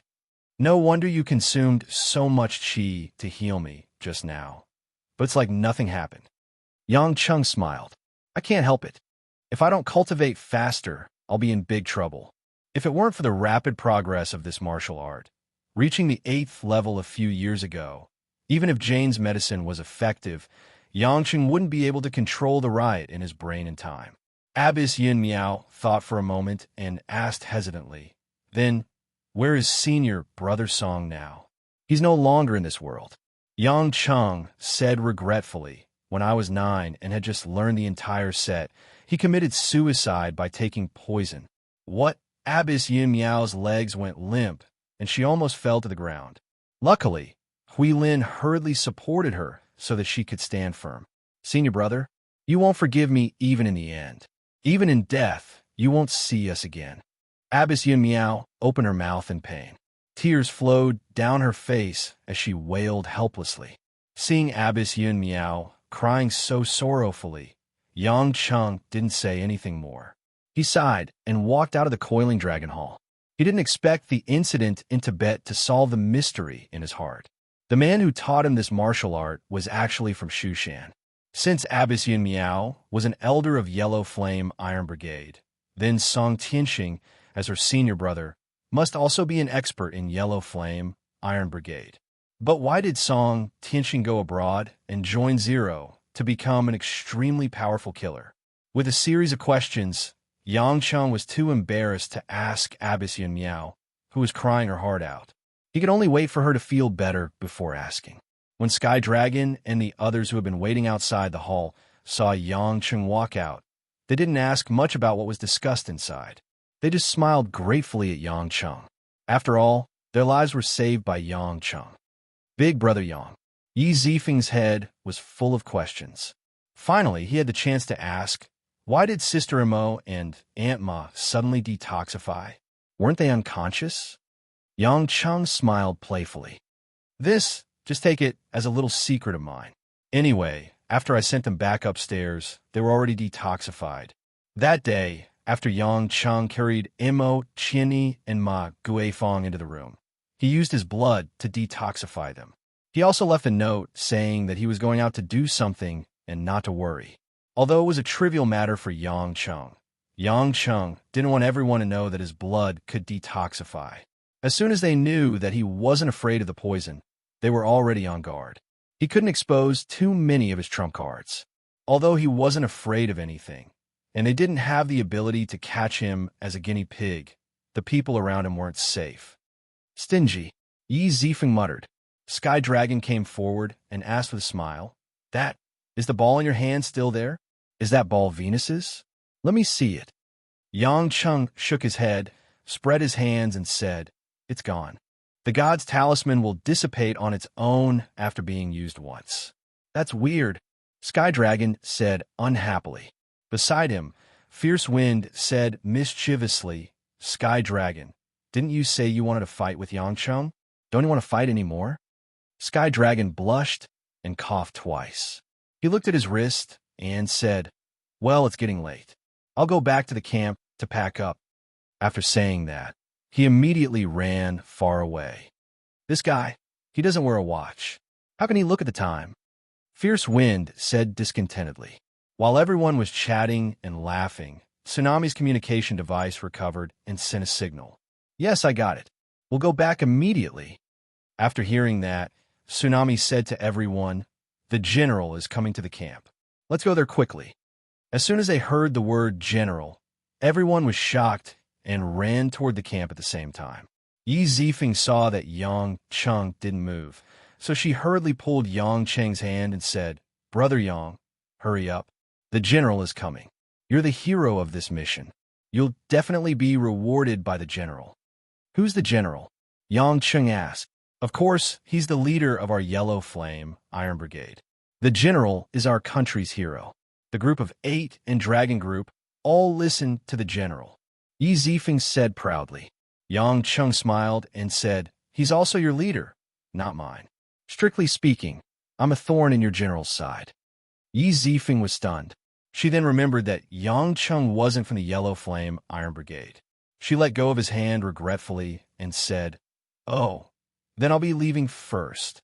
Not long after Yi Zifeng left, the little nun Hui Lin walked out of the entrance of Coiling Dragon Temple with the help of a pale Abbess Yin Miao. Abbess Yin Miao's mature and graceful appearance that didn't even look 50 years old suddenly seemed to have aged more than 10 years. Even the wrinkles on her face had deepened. Seeing Yang Cheng standing outside the door, Abbess Yun Miao revealed a rare smile. Let's go. Even if he's not from the Yellow Flame Iron Brigade, you still have to meet him. Yang Cheng didn't understand why Abbess Yun Miao would say that, but he still nodded. At the very least, he still had to take a plane back to Mo Chinny's hometown. Chapter 212. When they returned to the military tent at the entrance of the valley, there was an additional silver-black helicopter of the same model as the one they came from. A few ferocious guards stood outside the military tent. In terms of aura, none of them lost to the dragon team. Yang Cheng followed Abbess Yun Miao into the military tent and saw that the Yellow Flame Iron Brigade was already lined up neatly. In front of them stood a tall man in a dark green military uniform. The mission this time is very difficult. There's nothing wrong with the mission itself, but Duan Rin's long-planned betrayal, as well as the secret and dangerous people involved, are all a harsh test for you. I'm glad that all of you are alive and standing in front of me. The middle-aged man's voice sounded familiar to Yang Cheng when he heard it from afar. When he walked closer to Abbess Yun Miao and her disciple and met the eyes of the man in the military uniform, Yang Cheng suddenly remembered. It was actually Lin Ruoshi's grandfather, Lin Jigua. Lin Jigua didn't seem too surprised to see Yang Cheng. However, when he saw Abbess Miao beside Yang Cheng, whose expression wasn't too good, and Hui Lin beside Abbess Miao, he was pleasantly surprised. You're here. Lin Jigua looked at Abbess Miao and asked. In the corner behind Lin Jigua, Gray Robe, who was dressed in a long gray robe, also revealed a gratified expression when he saw Abbess Miao. Abbess Miao looked at Lin Jigua with a complicated expression and nodded.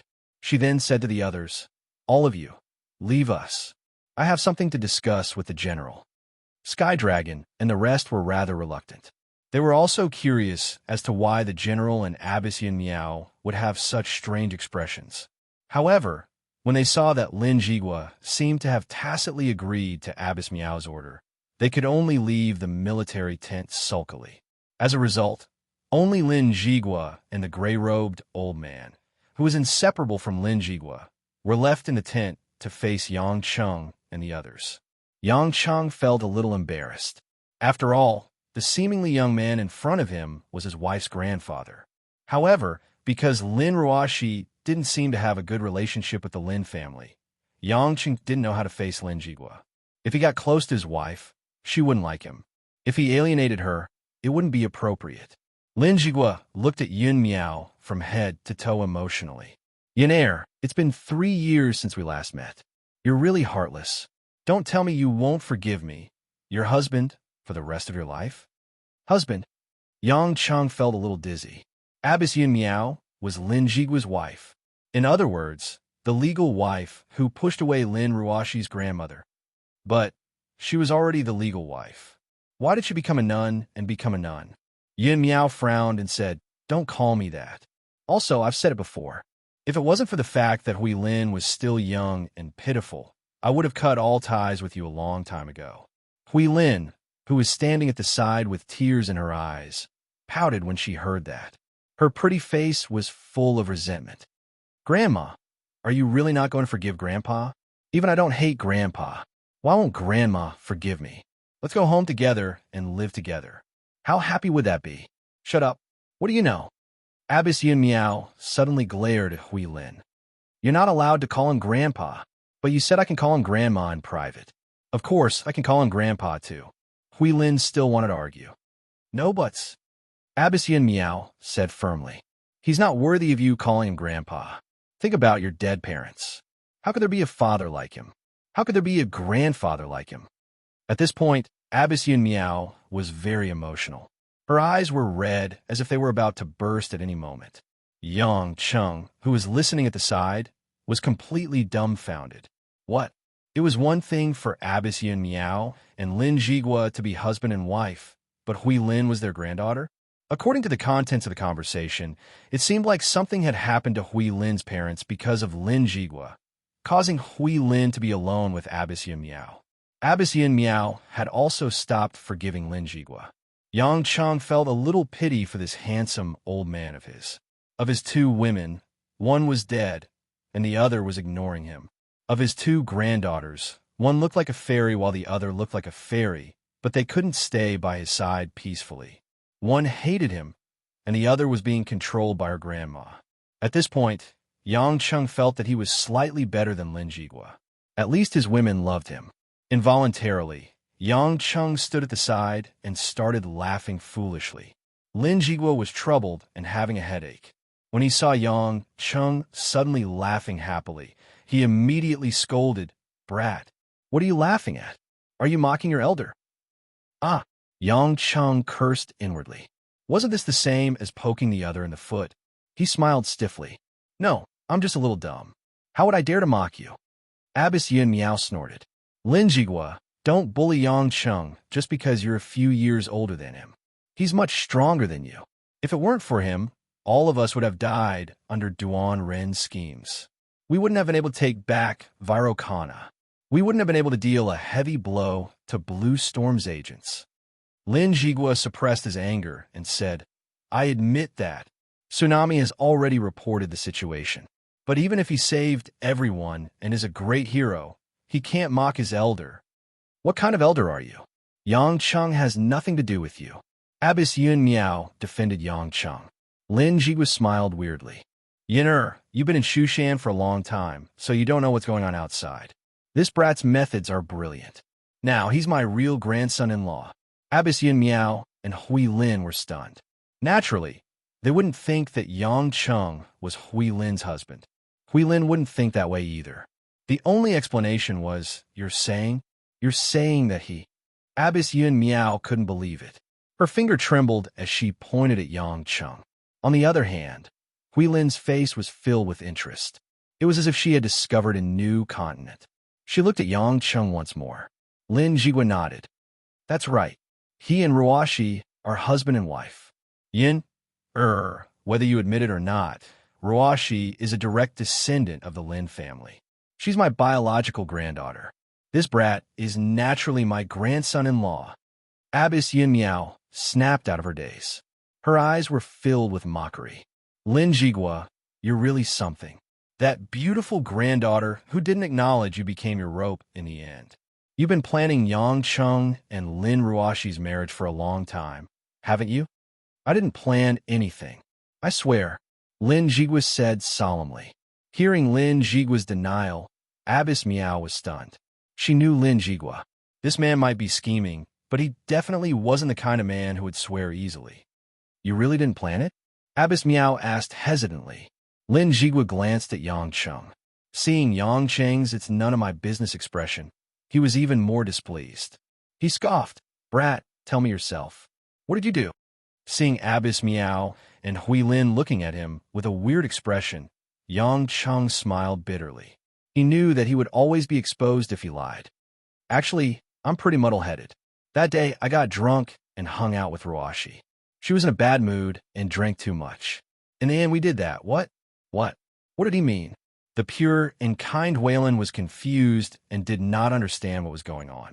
However, Abbess Yin Miao was an experienced person, and she was well aware of the Lin family's rules.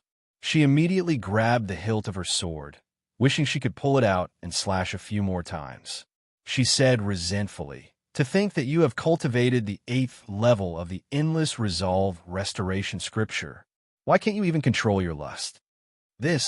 Abbess, just look at Hui Lin. Ruashi isn't any worse than Hui Lin. I went to the bar to look for women. Why would I hold back when I met such a rare one?" Yang Cheng didn't care too much and spoke his mind. "What?"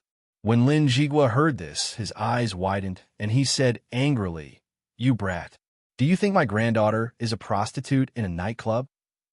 No. Grandpa, I wouldn't dare to say that. I said I'm innocent. You've already done it. What's there to be innocent about?" Abbess Yun Miao shrieked. Yang Cheng couldn't defend himself. Just as he was about to explain, he heard Lin Jigua's surprised voice. "Wait. Yin'er, what did you just say? What did Yang Cheng cultivate?" Lin Jigua asked in shock. Abbess Yun Miao gradually calmed down. She glared at him. "Endless Resolve Restoration Scripture, and it's the 8th level. Yang Cheng is Senior Brother Song's personal disciple." Lin Jigua was stunned. Gray robe, who had been silent behind Lin Jigua, also looked at Yang Cheng emotionally. His aged face was filled with unconcealable excitement. Senior brother Song, is he all right? Lin Jigua asked sincerely. Abbess Yun Miao was silent. She turned to Hui Lin and said, Hui Lin, tell him. Hui Lin nodded obediently. She wanted to call him Grandpa, but she quickly changed her words out of fear. She said, General, Yang Cheng told us that senior brother Song passed away many years ago. With Hui Lin's clear voice, Lin Jigua listened to Yang Cheng's story. In the end, he had to hold back his tears. We've let senior brother Song down. Unfortunately, we won't be able to apologize to him in this lifetime, Lin Jigua said dejectedly. Abbess Yun Miao glanced at him coldly. I've just made a decision. Since we can't make up for our guilt towards senior brother Song, Yang Cheng, as his personal disciple, will do his best to make it up to him. Make it up? How? Lin Jigua raised his head and looked at Abbess Miao. He then looked at Yang Cheng, who was equally confused. Abbess Miao smiled. I want Hui Lin to be Yang Cheng's wife. Chapter 213. When Yun Miao said that sentence, whether it was Yang Cheng, Hui Lin, or Lin Jigua, all three of them were completely dumbfounded. The atmosphere in the tent froze. No one said a word. After a long time, Yang Cheng was the first to recover. He touched his forehead, trying to figure out the truth of Yun Miao's words. Abbess, you don't have to laugh like that. Our sense of humor is very low. Yun Miao said solemnly. Do I look like I'm joking to you? Yang Cheng is already married to Ruashi. I've already told you. Lin Jigua said seriously. Yun Miao said with a faint smile. So what if they're married? They're just getting a certificate. They're only together because that girl listens to her grandmother and obeys the Lin family's rules. That's why they're together. There's no emotional foundation for a marriage like theirs. Hui Lin was so anxious that her cheeks turned red. She glared at Yang Cheng shyly before begging Abbess Yun Miao. Grandma, how can you do this? He's already married. How can I marry him? Moreover, this is the first time I've met him. You said that Yang Cheng and his wife don't have any emotional foundation. Isn't it the same for me? In fact, I can't even compare to his current wife. Hearing Hui Lin's words, Yun Miao smiled happily. She said to Yang Cheng, Did you hear that? Hui Lin said that this is the first time she's met you. There's no emotional foundation. Yang Cheng didn't understand what she meant. He could only nod. You don't understand? Yun Miao said unhappily. Yang Cheng smiled bitterly. What can I understand? It seems like you still don't understand girls well enough. Hui Lin didn't say that she doesn't like you. She only said that it's the first time they've met and that their feelings aren't deep enough. This means that she's still thinking of meeting you more often in the future. Let's see how things develop, Abbess Yun Miao explained. Not to mention Yang Cheng, even Hui Lin was dumbfounded.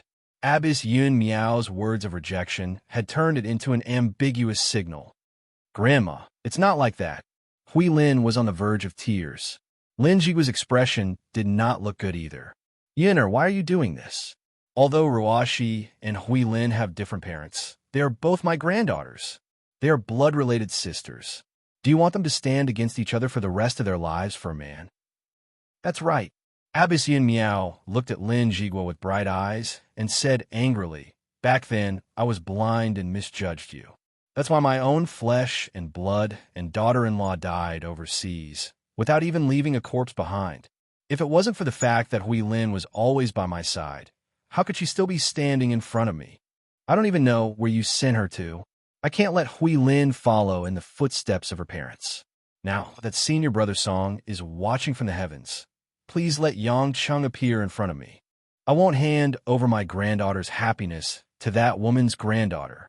Lin Jigua let out a long sigh. It's my fault. The sins that I've caused.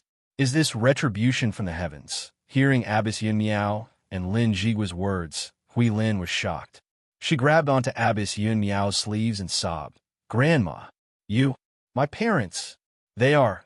Abbess Yun Miao lovingly caressed Hui Lin's smooth face and wiped away the tears at the corner of her eyes. Hui Lin, Grandma didn't tell you because I was afraid that you wouldn't be able to bear it. But today I can't hide it anymore. You've grown up. You should understand your past. and walk towards your future. Grandma will tell you everything in front of you and Yang Chung, so that you can see clearly what kind of person your so-called grandfather is." As she spoke, Abbess Yun Miao glanced at Lin Jigua coldly and began to narrate the past. More than 40 years ago, Abbess Yun Miao and Song Tianxing were the two outstanding descendants of the famous Shushan, while Lin Jigua was a military giant, a descendant of the founding fathers of the Lin family. After the three of them were recruited into the Yellow Flame Iron Brigade, they went through layers of selection and became comrades in the most elite dragon group. At that time, Abbess Yun Miao also fell in love with Lin Jigua through many missions. However, Song Tianxing, who had always been secretly concerned about Abbess Yun Miao, began to feel tormented. But out of love for his comrades and his junior sister, he only silently blessed them. Because Abbess Yun Miao came from a famous family, the elders of the Lin family supported her to be with Lin Jigua. Needless to say, Abbess Yun Miao's beauty and experienced many life and death situations together. The relationship between the two progressed rapidly. But at that time, Lin Jigua was ambushed during a mission in France. Seriously injured, he hid in the apartment of a female exchange student. The female exchange student was a woman from a completely different world from Abbess Yun Miao, but they had one thing in common: they were equally beautiful. The female exchange student took in Lin Jigua for a month, so Lin Jigua could no longer forget her. He had even decided to tell the elders of the Lin family that he wanted to marry the female exchange student as his wife after returning to the country. But things always didn't go as he wished. The family background of the female exchange student was just an ordinary merchant family. Even in the generation of her grandfather, there were reactionaries. Such a woman, for the Lin family, who considered themselves to be of noble blood and the founding fathers of the country, would not be considered at all. Between the two huge temptations of being the heir of the Lin family and even the future leader of the Yellow Flame Iron Brigade, and the bleak choice of choosing that woman and being kicked out of the Lin family, Lin Jigua chose the former. In the end, Lin Jigua married Abbess Yun Miao, but his heart had always been around the female exchange student. Even after getting married, he went to Zhonghai many times to meet with her. This was also why Lin Ruoshi's grandmother was unmarried all her life, but she had a son and a daughter-in-law and a granddaughter, Lin Ruoshi. When Lin Ruoshi's grandmother was pregnant, Lin Jigua had to tell the fact that he was married. At that time, Abbess Yun Miao also investigated through various channels and found out why Lin Jigua was no longer as affectionate to her as before. After Abbess Yun Miao knew about Lin Jigua's betrayal, she was very sad. She once cried in front of Song Tianxing, but when Song Tianxing was angry and wanted to kill Lin Jigua, Abbess Yun Miao stopped Song Tianxing. At that time, Song Tianxing suddenly understood that no matter how hard he worked, Abbess Yun Miao only had Lin Jigua in her heart. Even if Lin Jigua did such a dirty thing, Abbess Yun Miao still regarded him as her husband and Song Tianxing as her brother. Since then, Song Tianxing left without saying goodbye. Although Abbess Yun Miao and Lin Jigua were sad, they could do nothing about it. As time went by, Abbess Yun Miao found that her idea of trying to pull back Lin Jigua's heart was becoming more and more unrealistic. Lin Jigua had been secretly protecting that woman's family business, so that some old antiques of the Lin family did not dare to deal with them easily. On the other side, the gap between Lin Jigua and her was getting bigger and bigger, until more than 20 years later, a year after the marriage of Abbess Yun Miao and Lin Jigua's only son, Lin Jigua had just given birth to his granddaughter, Lin Hui, who was now Hui Lin. Less than 3 months later, Lin Jigua sent his son and daughter-in-law, who were also in the dragon group, to Kashmir to complete a hunting mission. Lin Jigua was famous for being selfless, so the people of the Lin family often rushed to the forefront of the battle line. But at that time, the young couple of the Lin family never came back. After the incident, Abbess Yun Miao, who had lost her son, was devastated. Her dissatisfaction and resentment against Lin Jigua for many years finally broke out after the death of her son and daughter-in-law. Lin Jigua knew that he was in the wrong, but he could only bear it silently. Disheartened, Abbess Yun Miao resolutely returned to Shushan with her granddaughter, Hui Lin, and asked her granddaughter to change her Taoist name to Huilin. From childhood to adulthood, they addressed each other as master and disciple. In the past 20 years, although Lin Jigua occasionally went to the mountain to visit them, and Huilin also knew that this man was her grandfather, Abbess Yun Miao basically did not see him. She would retreat every time.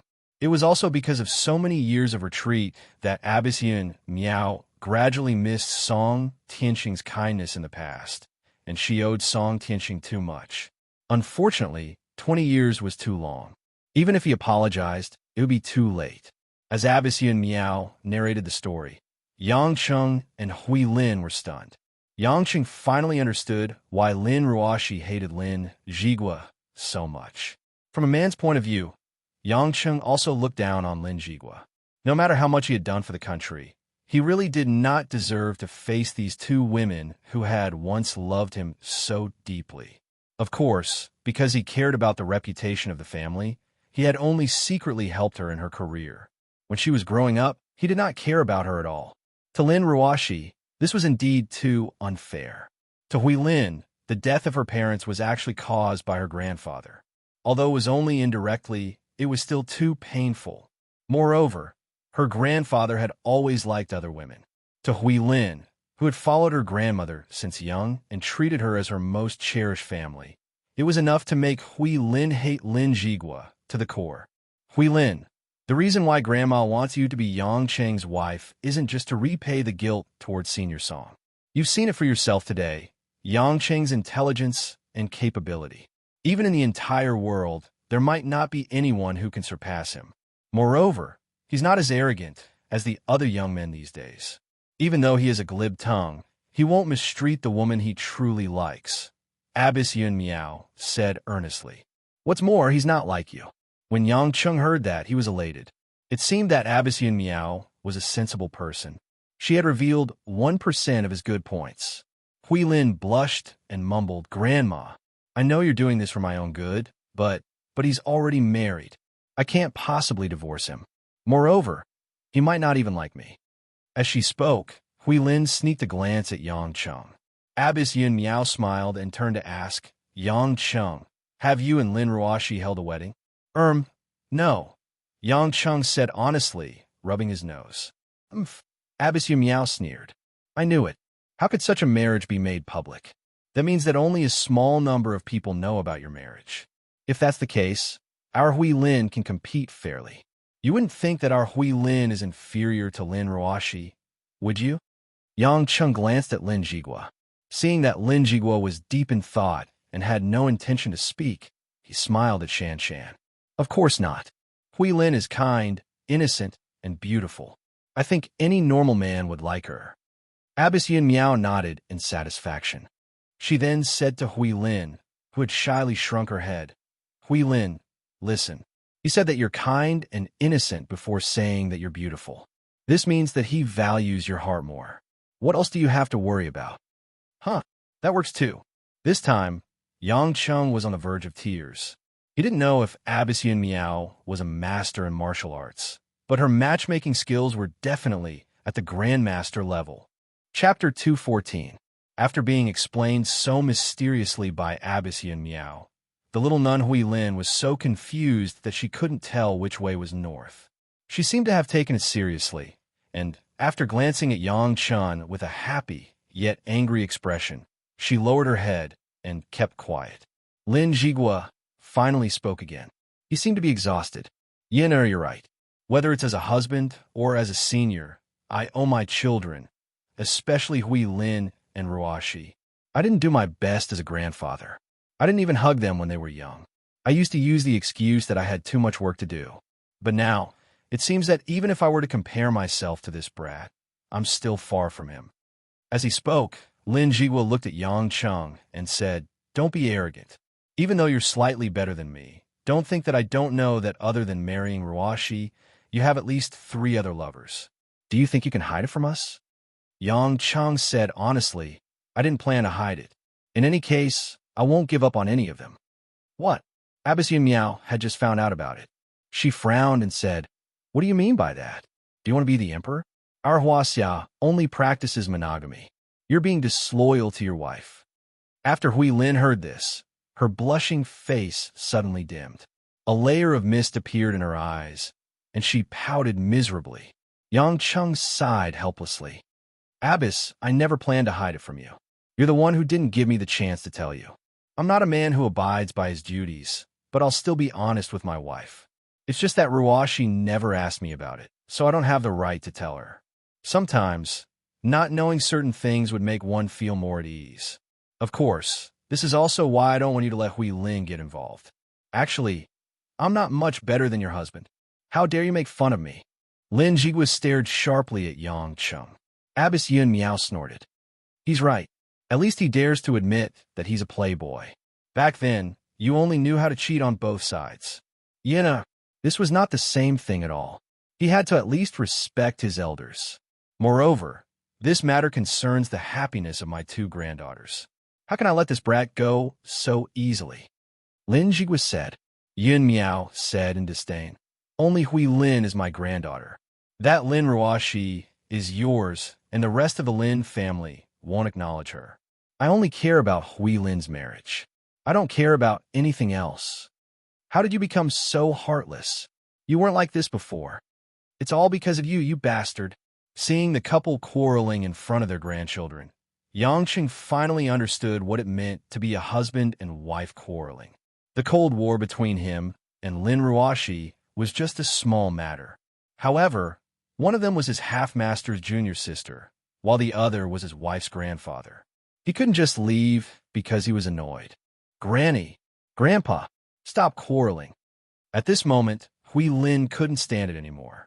She pulled Abbess Yun Miao and advised, nothing will be resolved if you continue quarreling. I'll decide my own matters. If you continue to quarrel, I'll ignore you. With that, Hui Lin swung her arms angrily and ran out of the tent while wiping her tears. Hey, Hui Lin, come back. Abbess Yun Miao and Lin Jigwa shouted a few times, but Hui Lin ran away without looking back. At this moment, the two old men's gazes focused on Yang Cheng again, as if they wanted to skin Yang Cheng alive. Just you wait, Yang Cheng. I'll teach you a lesson on behalf of my senior brother. I won't let Hui Lin's husband have multiple wives outside. Abbess Yun Miao said as she left the tent to look for Hui Lin. Yang Cheng was depressed. He hadn't even said that he was going to marry Hui Lin. Why did she start to care about his women outside? Moreover, even though Song Tianxing had imparted him a powerful internal technique, he had never cared about him. Why would a junior sister like her interfere? Lin Jigwa took a deep breath and stared at Yang Cheng. You don't have to think too much. I know you're a ruthless person. If I really hand Hui Lin over to you, my two granddaughters will suffer. This incident was due to our negligence. We didn't discover Duan Ren's betrayal in time. It's all thanks to you that the danger was averted. But to you, it's a good thing. The higher-ups have already recognized your actions as friendly. They won't interfere with your personal life in the future. Yang Chen smiled.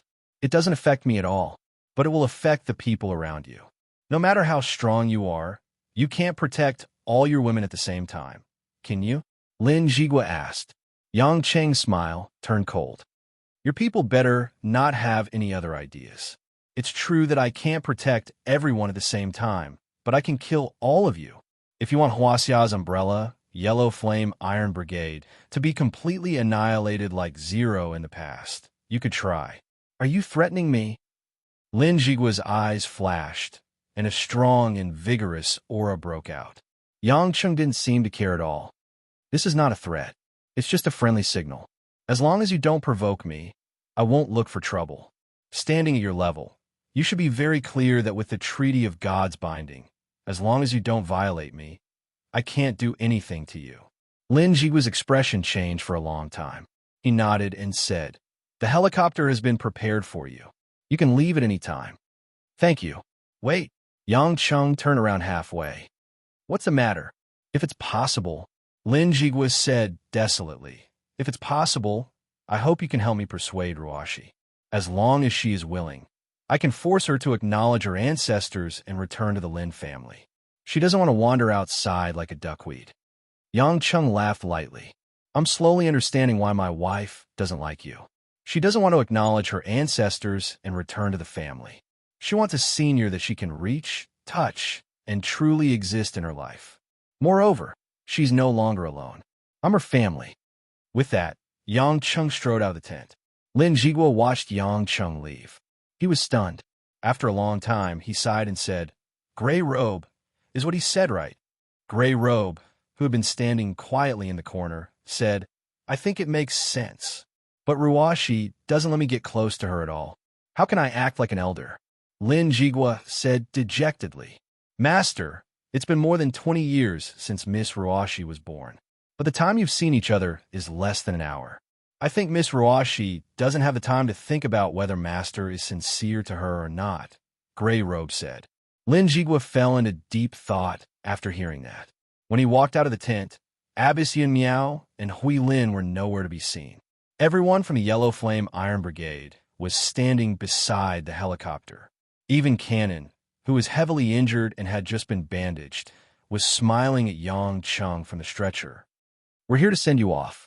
Thank you for your help to the country." Tsunami, who had become the new team leader, extended his hand to Yang Chung. Yang Chung shook his hand. "Just don't do anything stupid in the future. Just use poison to threaten me. That's Duan Ren's conspiracy. There won't be a second Duan Ren." Bigfoot said seriously. "I hope so," Yang Chung said with a smile. Yezi came forward and said shyly, "Brother Yang, please apologize to Sister Mo and Aunt Ma for me. I'll find a chance to apologize to Sister Mo when I'm free. Thank you."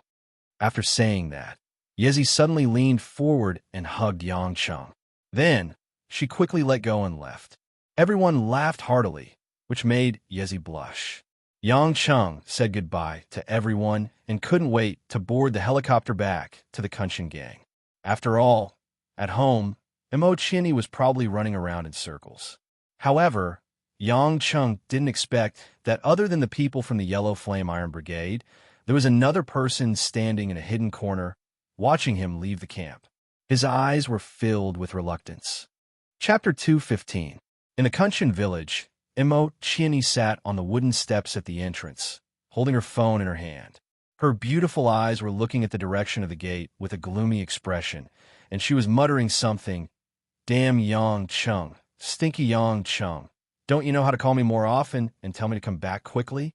He hasn't come back yet. Do you want me to find another lover just because you're worried to death? Damn Yang Chung, stinky Yang Chung. Why haven't you come back yet? Did something happen to you? I'll give you 3 seconds. I'll count to 1 and you'll appear in front of me. 3, 2. Forget it. You must be fighting with me on purpose. I'll count to 1 and you won't come in on purpose." Ma Guifeng walked out of the kitchen with a plate of white rice. There were 3 simple dishes and 1 soup on the table. Seeing her daughter sitting at the door and muttering, she couldn't help but laugh. "Girl, why are you so mysterious? Didn't son-in-law Yang tell you? Let's eat first." "Mom." Mo Chinny stood up and said anxiously, "Why are you so relaxed? This matter is obviously very strange. Why don't you worry about Yang Chung at all?" TSK, Ma Guifeng said with a smile. "Look at my daughter. You haven't been back for more than 10 years, but as soon as you come home, you start talking about your mother for a man." "That's not what I mean." All right," Ma Guifeng said with a smile. "I know you're anxious, and I'm anxious too. But I've lived for so many years, and I've come to understand that there's no point in being anxious about anything in this world. Right now, the only thing we can do is stay at home." Mo Chinny knew this, but her heart couldn't calm down. She slowly walked to the table and sat down. She took the rice that Ma Guifeng gave her and ate it in small bites. Ma Guifeng didn't know whether to laugh or cry. "Girl, eat. Why are you only eating white rice and not vegetables?" "Mom." Mo Chinny put down her bowl and chopsticks, raised her head and said, "I'm not eating. I'm going to the entrance of the village to wait for Yang Chung." "Child, why are you so stubborn? Didn't I tell you that it doesn't matter if you wait or rush? The result will be the same?" Ma Guifeng tried to persuade her tenderly. Mo Chinny shook her head. "It's different. I hope that when Yang Chung comes back here, the first person he sees is me. He wants to see that I'm waiting for him, that I'm worried about him, and that I'm always standing behind him, waiting for him when he encounters all kinds of dangers. I think this way, he'll be happier than seeing me eat here peacefully. Ma Guifeng was stunned when she saw Mo Chinny getting up and walking towards the door. This silly girl. Ma Guifeng sighed silently in her heart. But just when Mo Chinny was about to open the door, the unlocked door was pushed open from the outside. Yang Chung smiled and saluted with one hand. Little Qian, there's no need to go to the entrance of the village. It's a long way. Looking at this face that she had been thinking about and was about to torture, Mo Chinny was a little embarrassed and wanted to go up and give him a few slaps. However, when her hand that wanted to slap Yang Chung was about to touch Yang Chung, it turned around and hooked onto Yang Cheng's neck. Mo Chinny's soft and graceful body was tightly pressed against Yang Chung. Her head leaned on Yang Cheng's chest and silently froze at this moment. Yang Chung reached out and hugged Mo Chinny's waist. The soft touch made him tighten in enjoyment. His fingers were separated by the fabric of her clothes as he gently patted Mo Chinny's back. He smiled. All right, mother-in-law is still watching. Aren't I back now? If I cry, people will think that I'm bullying you. Mo Chinny raised her head and released Yang Cheng's neck. Her eyes were red and flashed with tears. You're bullying me. You didn't say anything and left a note. You even couldn't get through to my phone. You're trying to make me worry to death. You're bullying me on purpose. The situation is a little complicated, but I definitely didn't mean to make you worry. Yang Chung smiled bitterly. I don't care. You have to compensate me. Mo Chinny said angrily. Compensation? How? Yang Chung asked. Mo Chinny took a few breaths and suddenly moved closer. Her plump and red lips directly pressed onto Yang Cheng's mouth. Facing the beauty's sudden enthusiasm, Yang Chung was only stunned for a moment before he enjoyed it and responded. Half a day's time was neither long nor short. Mo Chinny had been thinking about Yang Chung the entire time, and her mental state had been tense the entire time. It was really uncomfortable. She was afraid that if anything happened to Yang Chung, then the feelings that she had yet to express would be strangled in the cradle. Therefore, when Yang Chung finally arrived home safely and smelled this familiar scent again, Mo Chinny's passion was ignited. In the midst of the lingering wet kiss, Mo Chinny was unprecedentedly crazy and infatuated. It was as if she wanted to convey all of her storm-like thoughts to Yang Chung through this kiss. Not far away, Ma Guifeng, who saw the two young people kissing each other, had a complicated expression on her face. Her own daughter was hugging and kissing a man in front of her. As a mother, she felt gratified, but at the same time, she also felt a bit depressed. When Mo Chinny kissed until she seemed to be exhausted, her body was already hot and aroused, and she was so weak that she couldn't stand still. The two of them finally separated. Yang Chen looked at the woman who was like a peach blossom and whose breath smelled like orchids. Her crystal-clear eyes were filled with deep emotions that could melt any man. Thinking of the series of Mo Chinny's lovely thoughts that he had just heard outside the door, Yang Chen couldn't help but seriously kiss Mo Chinny's smooth forehead. At this time, the woman was as beautiful as a fairy. Yang Chung stroked Mo Chinny's beautiful hair and smelled the rich body fragrance emitted by her aroused body. He asked with a smile, Mo Chinny, when did you become so beautiful? Was it last week, yesterday, or just now? Mo Chinny's sparkling eyes carried a faint smile. None of them. From the moment I wanted to be liked by you. Ma Guifeng couldn't take it anymore and blushed. Io, I'm dying of jealousy. That's enough, isn't it? You've already hugged and kissed him. Do you want me to die of jealousy? Only then did Mo Chinny remember that she was still in front of her mother. She immediately let go of Yang Chung and ran to Ma Guifeng in a panic. She hugged Ma Guifeng tightly. Mom, I'll kiss you too. This is suitable. Hey, don't. Before Ma Guifeng could stop her, Mo Chinny kissed her face twice. You child. Ma Guifeng didn't know whether to laugh or cry. She sighed and said, Your mother is not a person who can't figure out. But don't be intimate in front of me. My brain can't keep up with the thoughts of you young people. Yang Chun walked into the house and looked at the dishes on the table. Chuckling, he said, "Mom, let's eat then. Kissing tastes good, but I can't fill my stomach." As he said that, he winked at Emo Chinny. Emo Chinny said coquettishly, "You made us so worried. You want to eat as soon as you come back. You're not allowed to eat. Girl, don't make trouble. Eat quickly." Ma Guifeng was happy to hear Yang Chung call her mother. "Son-in-law Yang, sit down. I'll get you a bowl." The three of them quickly sat down and ate their lunch with happy expressions on their faces. Ma Guifeng and Emo Chinny didn't ask what Yang Chung did when he went out. Yang Chung didn't say anything either. It seemed to be a tacit understanding, and Yang Chung enjoyed it very much. Halfway through the meal, Emo Chinny thought of something and asked Ma Guifeng, "Mom, what do you think about moving to Zhonghai to live with me? Is there any problem?" Ma Guifeng picked up a piece of chicken for Yang Chung with her chopsticks and said with a smile, "Girl, Mom won't go to Zhonghai with you. I don't want to go for the time being." "Why? Is there a problem?" Emo Chinny asked anxiously. Ma Guifeng shook her head and said, "Of course Mom likes to be with you. It's always a happy thing when the children are with me. But definitely not now. You all have jobs. I can only clean up and cook for you at most. I'm not familiar with Zhonghai. I'll be bored to death. At least there are many people from the same hometown here. I can chat with them. But Mom, you're getting old. You can't live like this forever." Emo Chinny knew that what her mother said was the truth. In the big city, Ma Guifeng was lonely without a job. "So you guys have to work hard." Ma Guifeng said meaningfully, "If there's a child for me to adopt, then I won't feel bored.